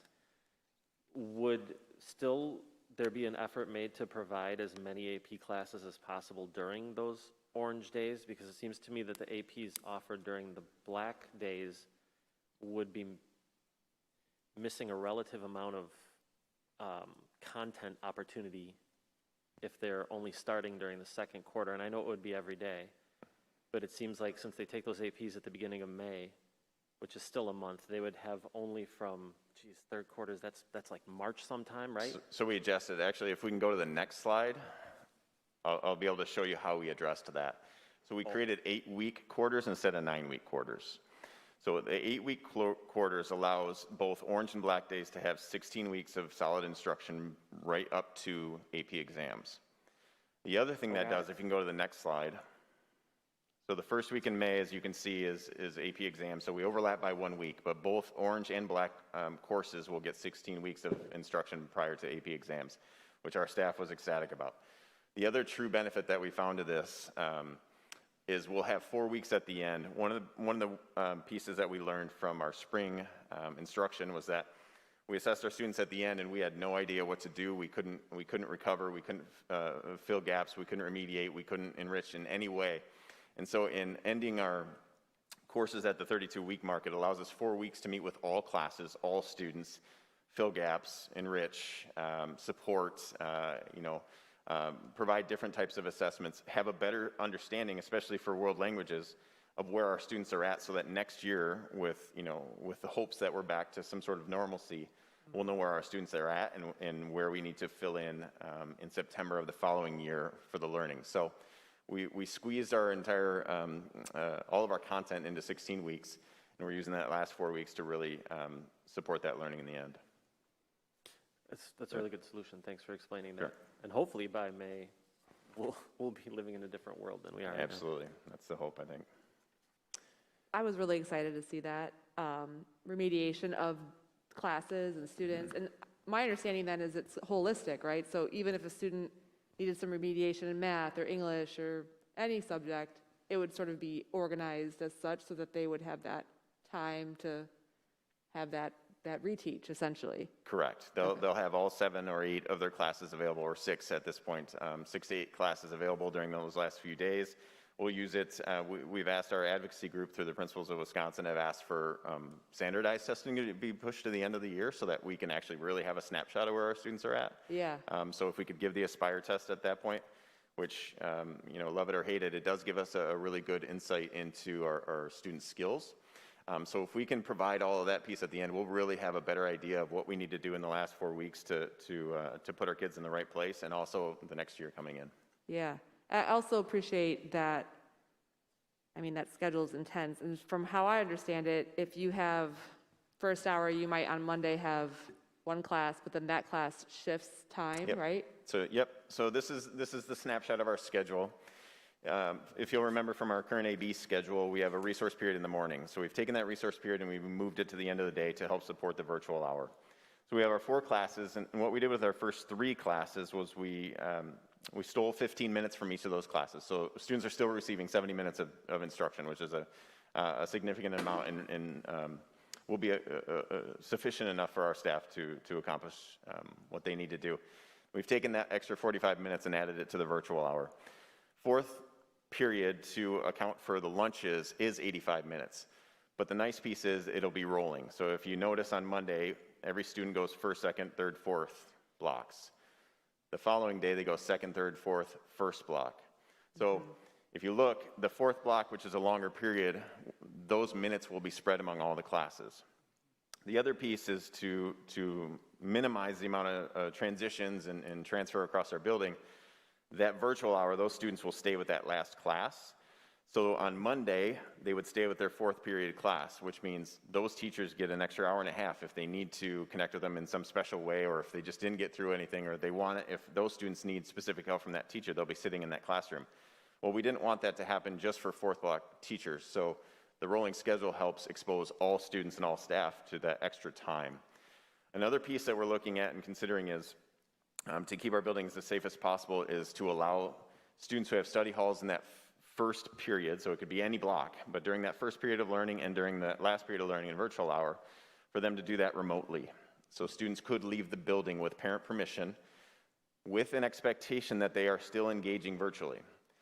The benefits to that are tremendous. I mean, it thins out our building, so we have fewer people in our building, and you all know from wearing a mask for a long amount of time, that allows our students to actually leave, go to the safety of their home, take off their mask, and re-engage with our staff at home. So there will be an attendance expectation, there will be an engagement expectation, so it's not we're sending them off to go have an hour and a half lunch and relax. They will be expected to go to go to wherever they feel comfortable and safe and re-engage with their classes and their classmates and their teachers. Yeah, I'm really impressed with that. It's very creative. And I mean, I think you'll see, despite the environment that the students are in, I mean, some students are really going to thrive in having that additional time, and just the creativeness of bringing in the virtual students in with the students that are in class is, I just really like that. I think it's really smart, and I'm excited to see how it goes. Hopefully we can keep it going as long as possible, but I'd be excited to hear more about how it works. How are we going to track that, making sure they're engaged? You know, mom and dad both out of the house working. I mean, is there a way of tracking that to make sure that they're doing that so that they're not just wasting that educational time? Yeah, there are elements to Canvas that we can check, engagement and logins and time online and those sort of pieces. And there's also the expectation that a teacher might have is, at 1 o'clock, I'm expecting my 4th block class to meet for 15 minutes, and I expect all people to be in attendance. So we do have features to ensure that, that students are engaged. I just think that might be important. It'll So be we don't- So we difficult. don't lose kids, Yeah. we don't lose kids of, oh, we're just going to check out for this time. Yeah, there's no doubt that some of our students will definitely do their best to take advantage of that, but that's high school. So we will do our best to put in measures to ensure that that they're held, Awesome, thank you. held to engagement. I think this is a really good approach. You solved a lot of questions that I had with this, so I applaud you, all the people working on it. Great job. All right, thank you, everybody. Thanks, Adam. Yeah, thanks. So, board members, I'll just say that the administration, building principals have done a tremendous amount of work, and it shows here. This is no easy task to create a safe environment to welcome 80% of our kids in a COVID environment. And so you can see the contortions that have occurred, but not at the expense of quality and not at the expense of instruction. So even though this year is going to look immensely different than years prior, the administration, deserves a shout out for a tremendous job in a short period of time, spin on a dime and come up with these modified structures, schedules that are going to accommodate the parameters that you set for us. So thank you, administration, Adam, Tony, and Katie, and for those administrators who are not here, just a tremendous amount of work that they put into this. Very proud of them.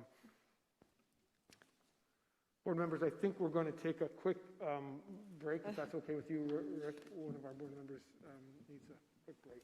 Okay. I don't know that No, we have to that's go to fine. a recess. We could just We'll just take a short little break. Okay.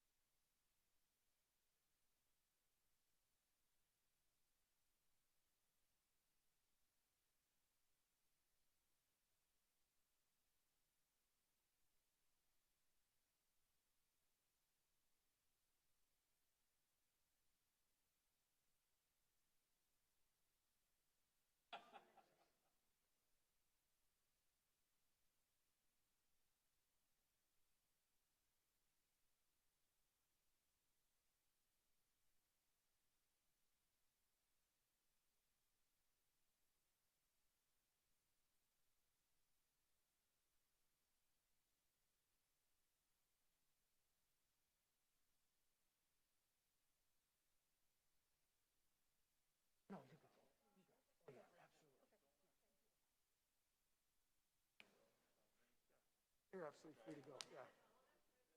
And if Conrad, Nicole can go too, if you want to go ahead and watch it.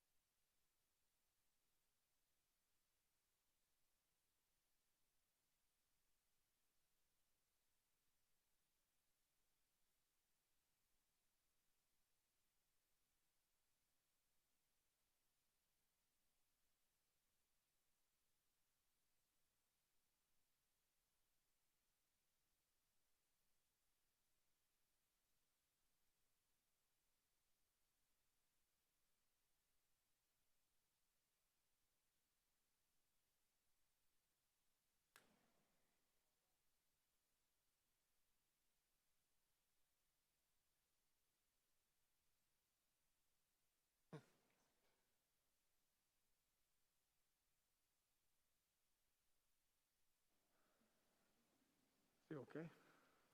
We good? We're back on. Okay, we're back. Budget. So the next item, board members, is the budget section, and as much effort that's gone into the development of the schedules at the building levels, there's an equal amount of effort that has gone into our PPEs and all the equipment and items that are necessary to ensure student and staff safety. And so Ben's going to talk about the budget, but certainly John Coster and Ted Knoll are here, as well as Nicole Kafta, and they have been involved in securing a lot of the PPEs. And the commitment by the board has really demonstrated our commitment to coming back in person. And so we're going to just highlight some of those expenses and some of the equipment. So Ben Irwin, Director of Business Services. What we're looking at here are really the specific items for this year as we prepare to reopen school this fall. It's not all inclusive. There's more expenses beyond this that are being taken out of department budgets, building budgets that are part of the preparations for this fall. But these are really specific for what we look at when we want to create a safe environment for September. One of the biggest pieces is the additional staffing that we're looking at. We talked about in previous meetings the additional cleaning support across all buildings. This would add 3 to 6 additional staff members per building just to do cleaning throughout the day during transition periods, when classrooms are empty, all those different scenarios to make sure that our spaces are clean and sanitized. In addition to that, it would also add additional support for our health rooms as students are coming into the health rooms, as we find the need to isolate students, just providing the additional health support for those different areas. When Conrad spoke earlier, he talked to the dilemma of substitutes. So we're looking at creative solutions for that. Using our internal substitute budget to try to create some kind of in-house sub pool. In addition to that, also trying to continue to try to attract substitutes to come to the district by increasing the current sub rates, by making this more competitive as we try to bring people in. Beyond that, the other big costs are equipment, supplies, and materials. As you can see to that list, it's pretty lengthy and a lot of different pieces are touched. It involves, sanitizing the air we breathe, the surfaces we're touching. In addition to that, just mitigating just kind of any kind of spread of the disease between person to person. Even beyond that, we have some expenses for webcams as we start to explore that virtual learning option. But like I said, there's also more expenses to go beyond this as we look at additional technology needs as we kind of explore those solutions. When we talk about the staffing options, obviously there's quite a few personnel or staff members we would be looking at hiring, 30 plus if we were able to kind of get all these different pieces in place. But these would be temporary positions as needed. So we'd reevaluate over the course of the year and determine need as we kind of evaluate the course of the school year. So Ben, I think we have some pieces of equipment here. I don't know if the board wanted to look at those or mention those. Yep, John Coster and his team brought in some pieces of equipment. They're just to my right here. They're available that we can look at after the meeting if you want, but they involve the UV lights, the sanitation spray, sneeze guards, stuff like that, that we just wanted to show members of the board and the community if they wanted to take a look. So obviously it's a big price tag we're looking at for this upcoming year, but we're also exploring different ways to fund that as well. One of the biggest pieces that we're looking at to grab for funding is the surplus that we have from 1920 budget. We're wrapping up the audit for that fiscal year, but obviously we had some cost savings from the school closures that started in mid-March. Right now that estimate is to be just below $500,000 from when our schools closed. So that amount or those dollars will go back into our fund balance for the general fund that can be used at the board's discretion. That'll be a pool of money that would be available for expenses like this. Beyond that, we also have our general fund balance that's just over $7.6 million right now. Really in place for emergency situations like this. However, it is important to note that it's not just cash sitting in the bank. We use that to cover cash flow over the course of the year. And in fact, we still have to short-term borrow during the period between November and March, just because our revenues dip below that threshold where we actually have to make sure we're covering, payroll during that time.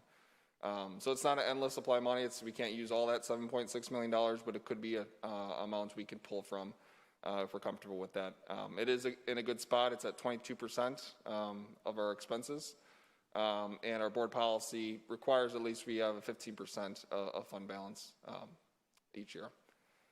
Another pool of money would be our Fund 46 deposit. Right now, the board has an annual deposit into that fund of $500,000. And the fund balance in that account is just over $1.3 million. The reason we have that in place is a proactive approach for the board to look at long-term capital projects. But it could be something we pull from for emergency situation such as this. And really the other pool of money we're looking at, that we're still kind of determining and reviewing is the federal funding. We know one round of funding has come through, and we have pretty good direction on that of what that'll look like. Of that being about $57,000 of funding we'll be able to use. But beyond that, if you go to the next slide, there's also talks of another round of funding that would come to K-12 education that could be a larger pool of money for us. The first round was $13.2 billion that was allocated for K-12 education throughout the U.S. The second round, as proposed right now, would be about $70 billion. So, if we're doing rough math, that could lead to funding for us between $200,000 to $300,000 for Cedarburg School District. So, still in discussions at the federal level, but hopefully that comes through so we'd have additional funding that we'd be able to pull from for these expenses we're anticipating. And the general fund obviously affects our bond rating then, right? Yep. Having enough in there, and what is our rating again? It's AA1 on the Moody's credit rating, which AA1. is, yep. So much higher than what a radio commentator said it was. Yep, it's the second highest rating a school district can receive, and so it allowed us to get a very favorable interest rate in our last couple rounds of borrowing that we had, and we're able to maintain that throughout the borrowing process. And that's been stable at that rating since you've been here before that, hasn't it? Yep, yeah, it's a very stable rating. It's been at that rate for a very long time, and really the only factors that keep us from getting the top tier rating that only a handful of school districts have in the state are really exterior factors that are beyond our control. Really, they relate to the community, business, development, stuff like that. So everything we're doing internally from a school district side of things is supporting and maintaining that strong credit rating, and fund balance is one of those pieces for sure. Thanks. Great, thank you. Thanks, Ben. Thanks, Ben. Maybe Ted, do you want to come up and just talk a little bit about that plexiglass and maybe John, after Ted, you can show that instrument that you brought. Just quickly, if you don't mind. So John, how do you clean this after we're done in here? Is this a fog thing or both?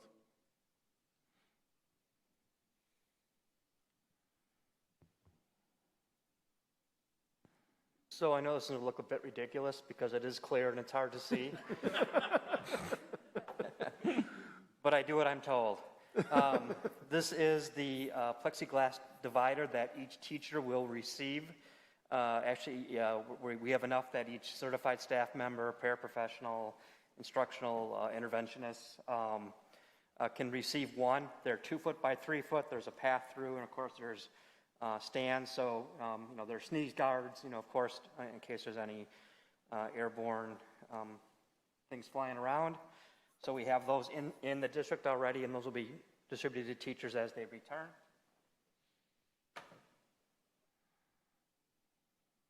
Each child in the district has access to and will receive 2 of these face masks. These were these cloth face masks.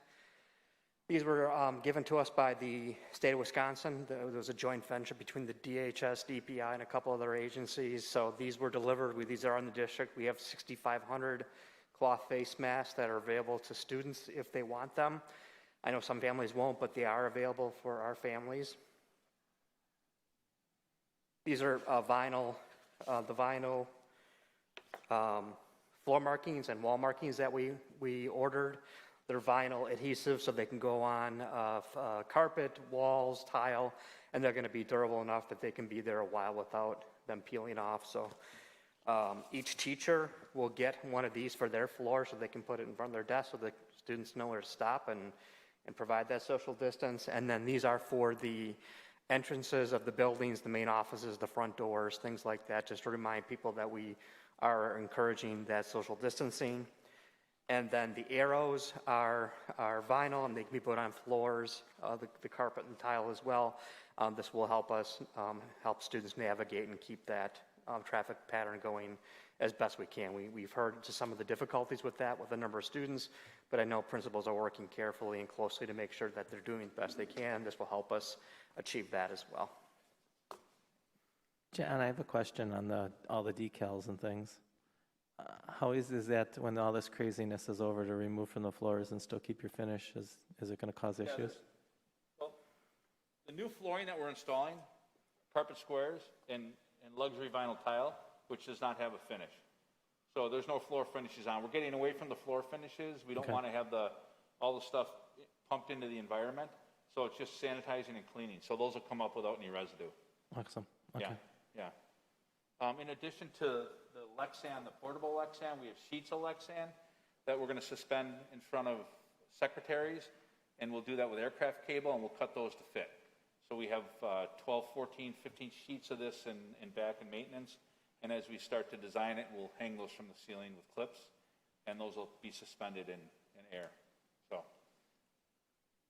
Heather, I'm done. You good? Yep. All right. I brought 3 devices here today to show off, and these are things we speak of quite a bit when I'm talking, just so you can see what they are. This is the electrostatic spray gun, which is portable. You might want to talk into the microphone, or they won't hear you at home. Battery-operated electrostatic portable gun. So this one can go anywhere. It's mobile. It's real easy to operate. This is the one that has the sanitizer in a 2-liter bottle mixed up, and then you can just be portable and go anywhere and sanitize as you're on the move.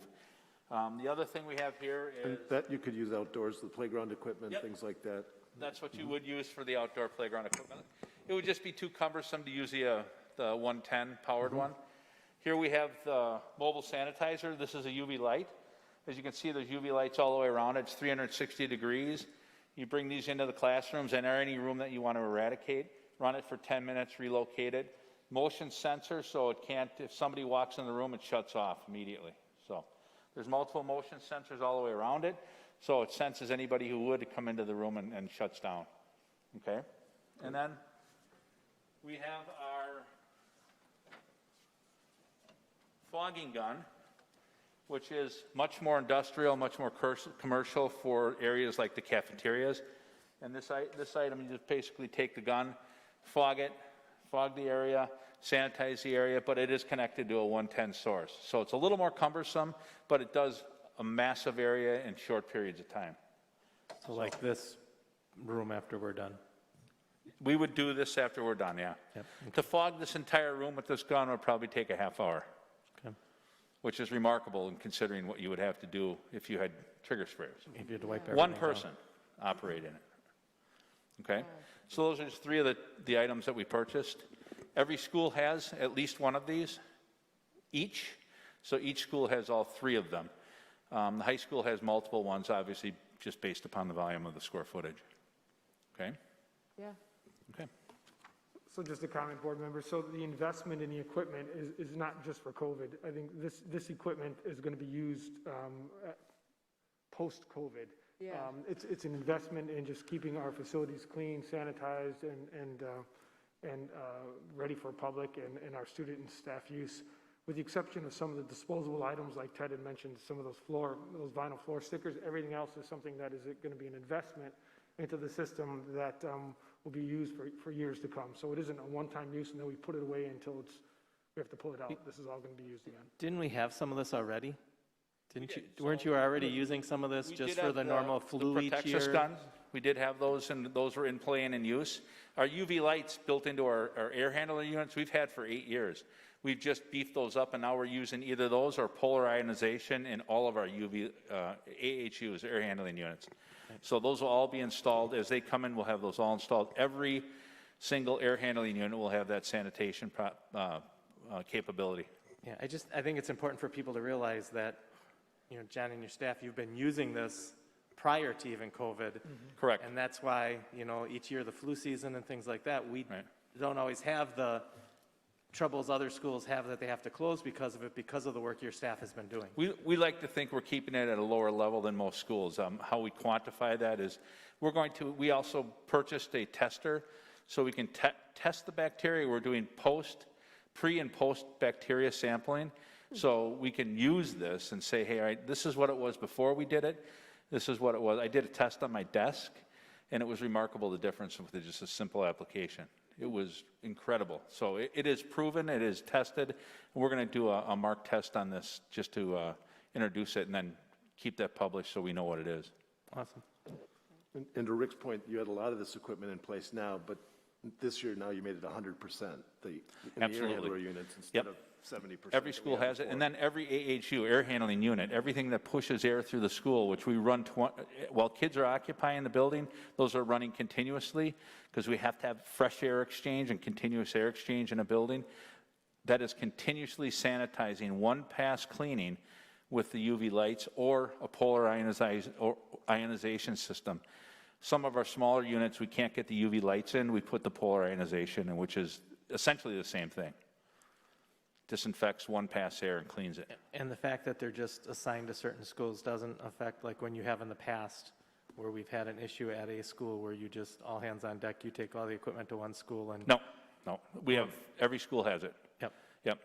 And we always did have that. We never, we tried to balance that out, but some of our schools it was more difficult to install the AHUs. For the example, the middle school was a difficult application because of the units.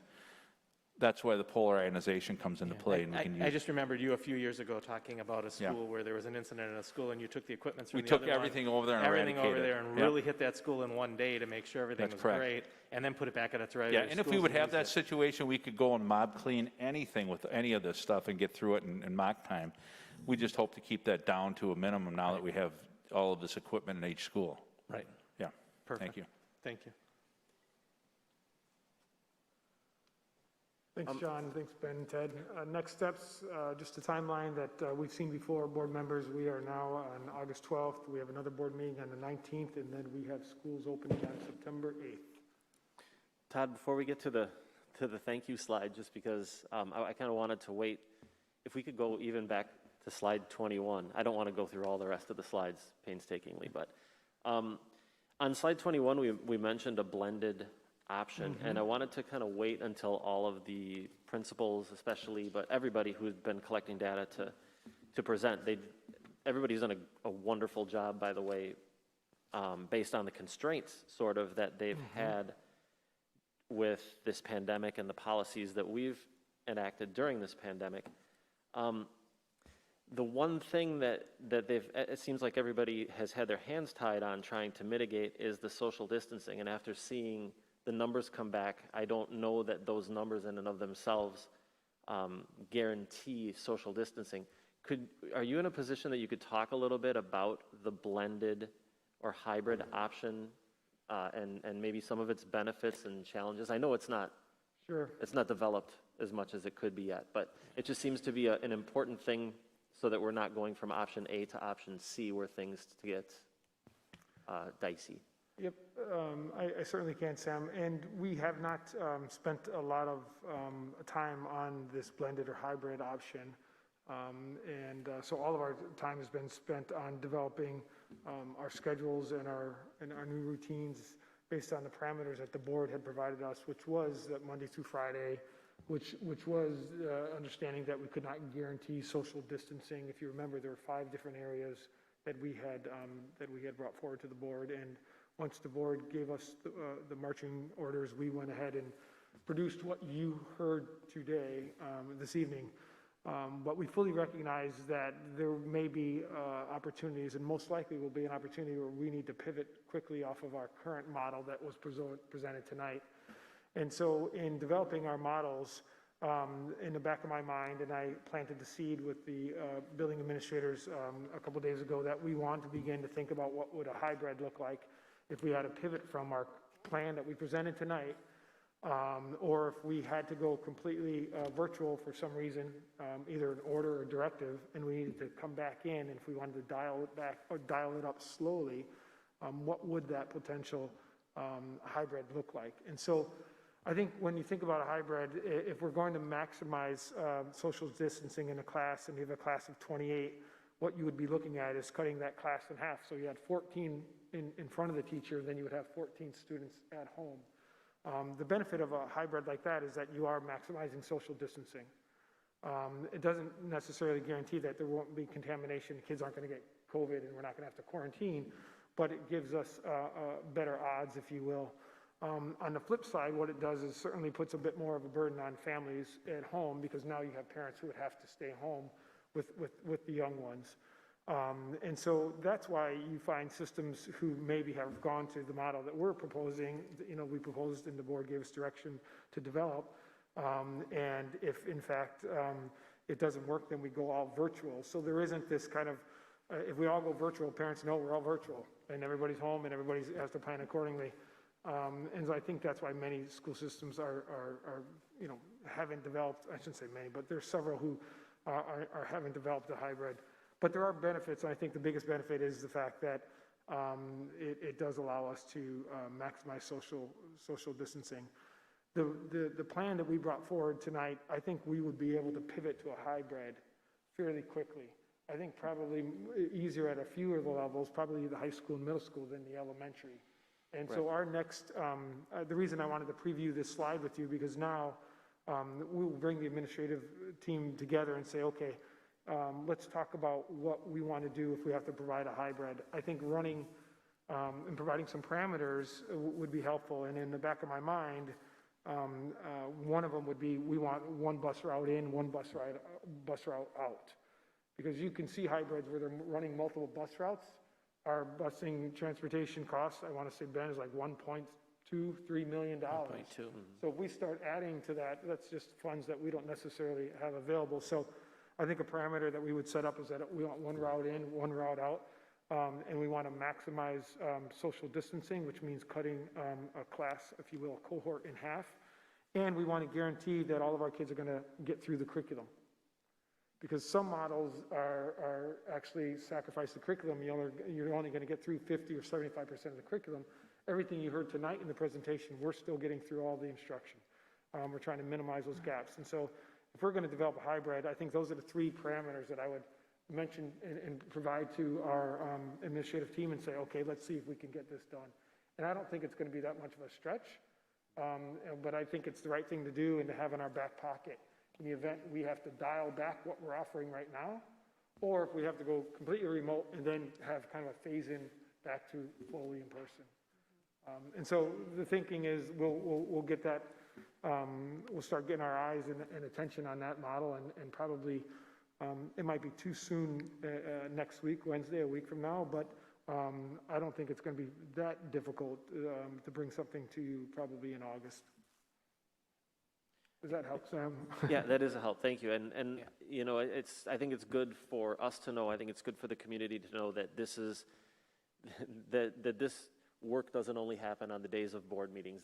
You guys, you and your staff and your principals and everybody has been working diligently around the clock on taking the data that is in front of them at any given time and working on a solution that is best for the district, for the students, the staff, and the community, and that work continues, although we're getting so close to the beginning of the school year. I appreciate that.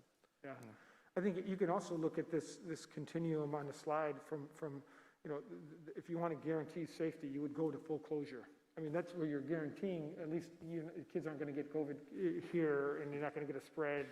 And in a school system, it's no guarantee the kids still aren't going to get it. When you go full closure, kids are going to hang out in the community. We see that now. But I think a hybrid would provide us probably a good option to mitigate the spread as much as possible and still allow in-person instruction.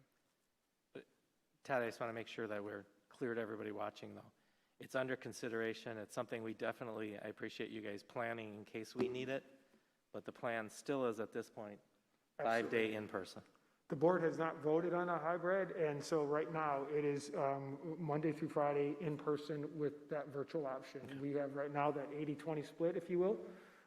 The survey is going to open up on Friday, and anybody wants to make the switch, they'll make the switch between the in-person and the virtual.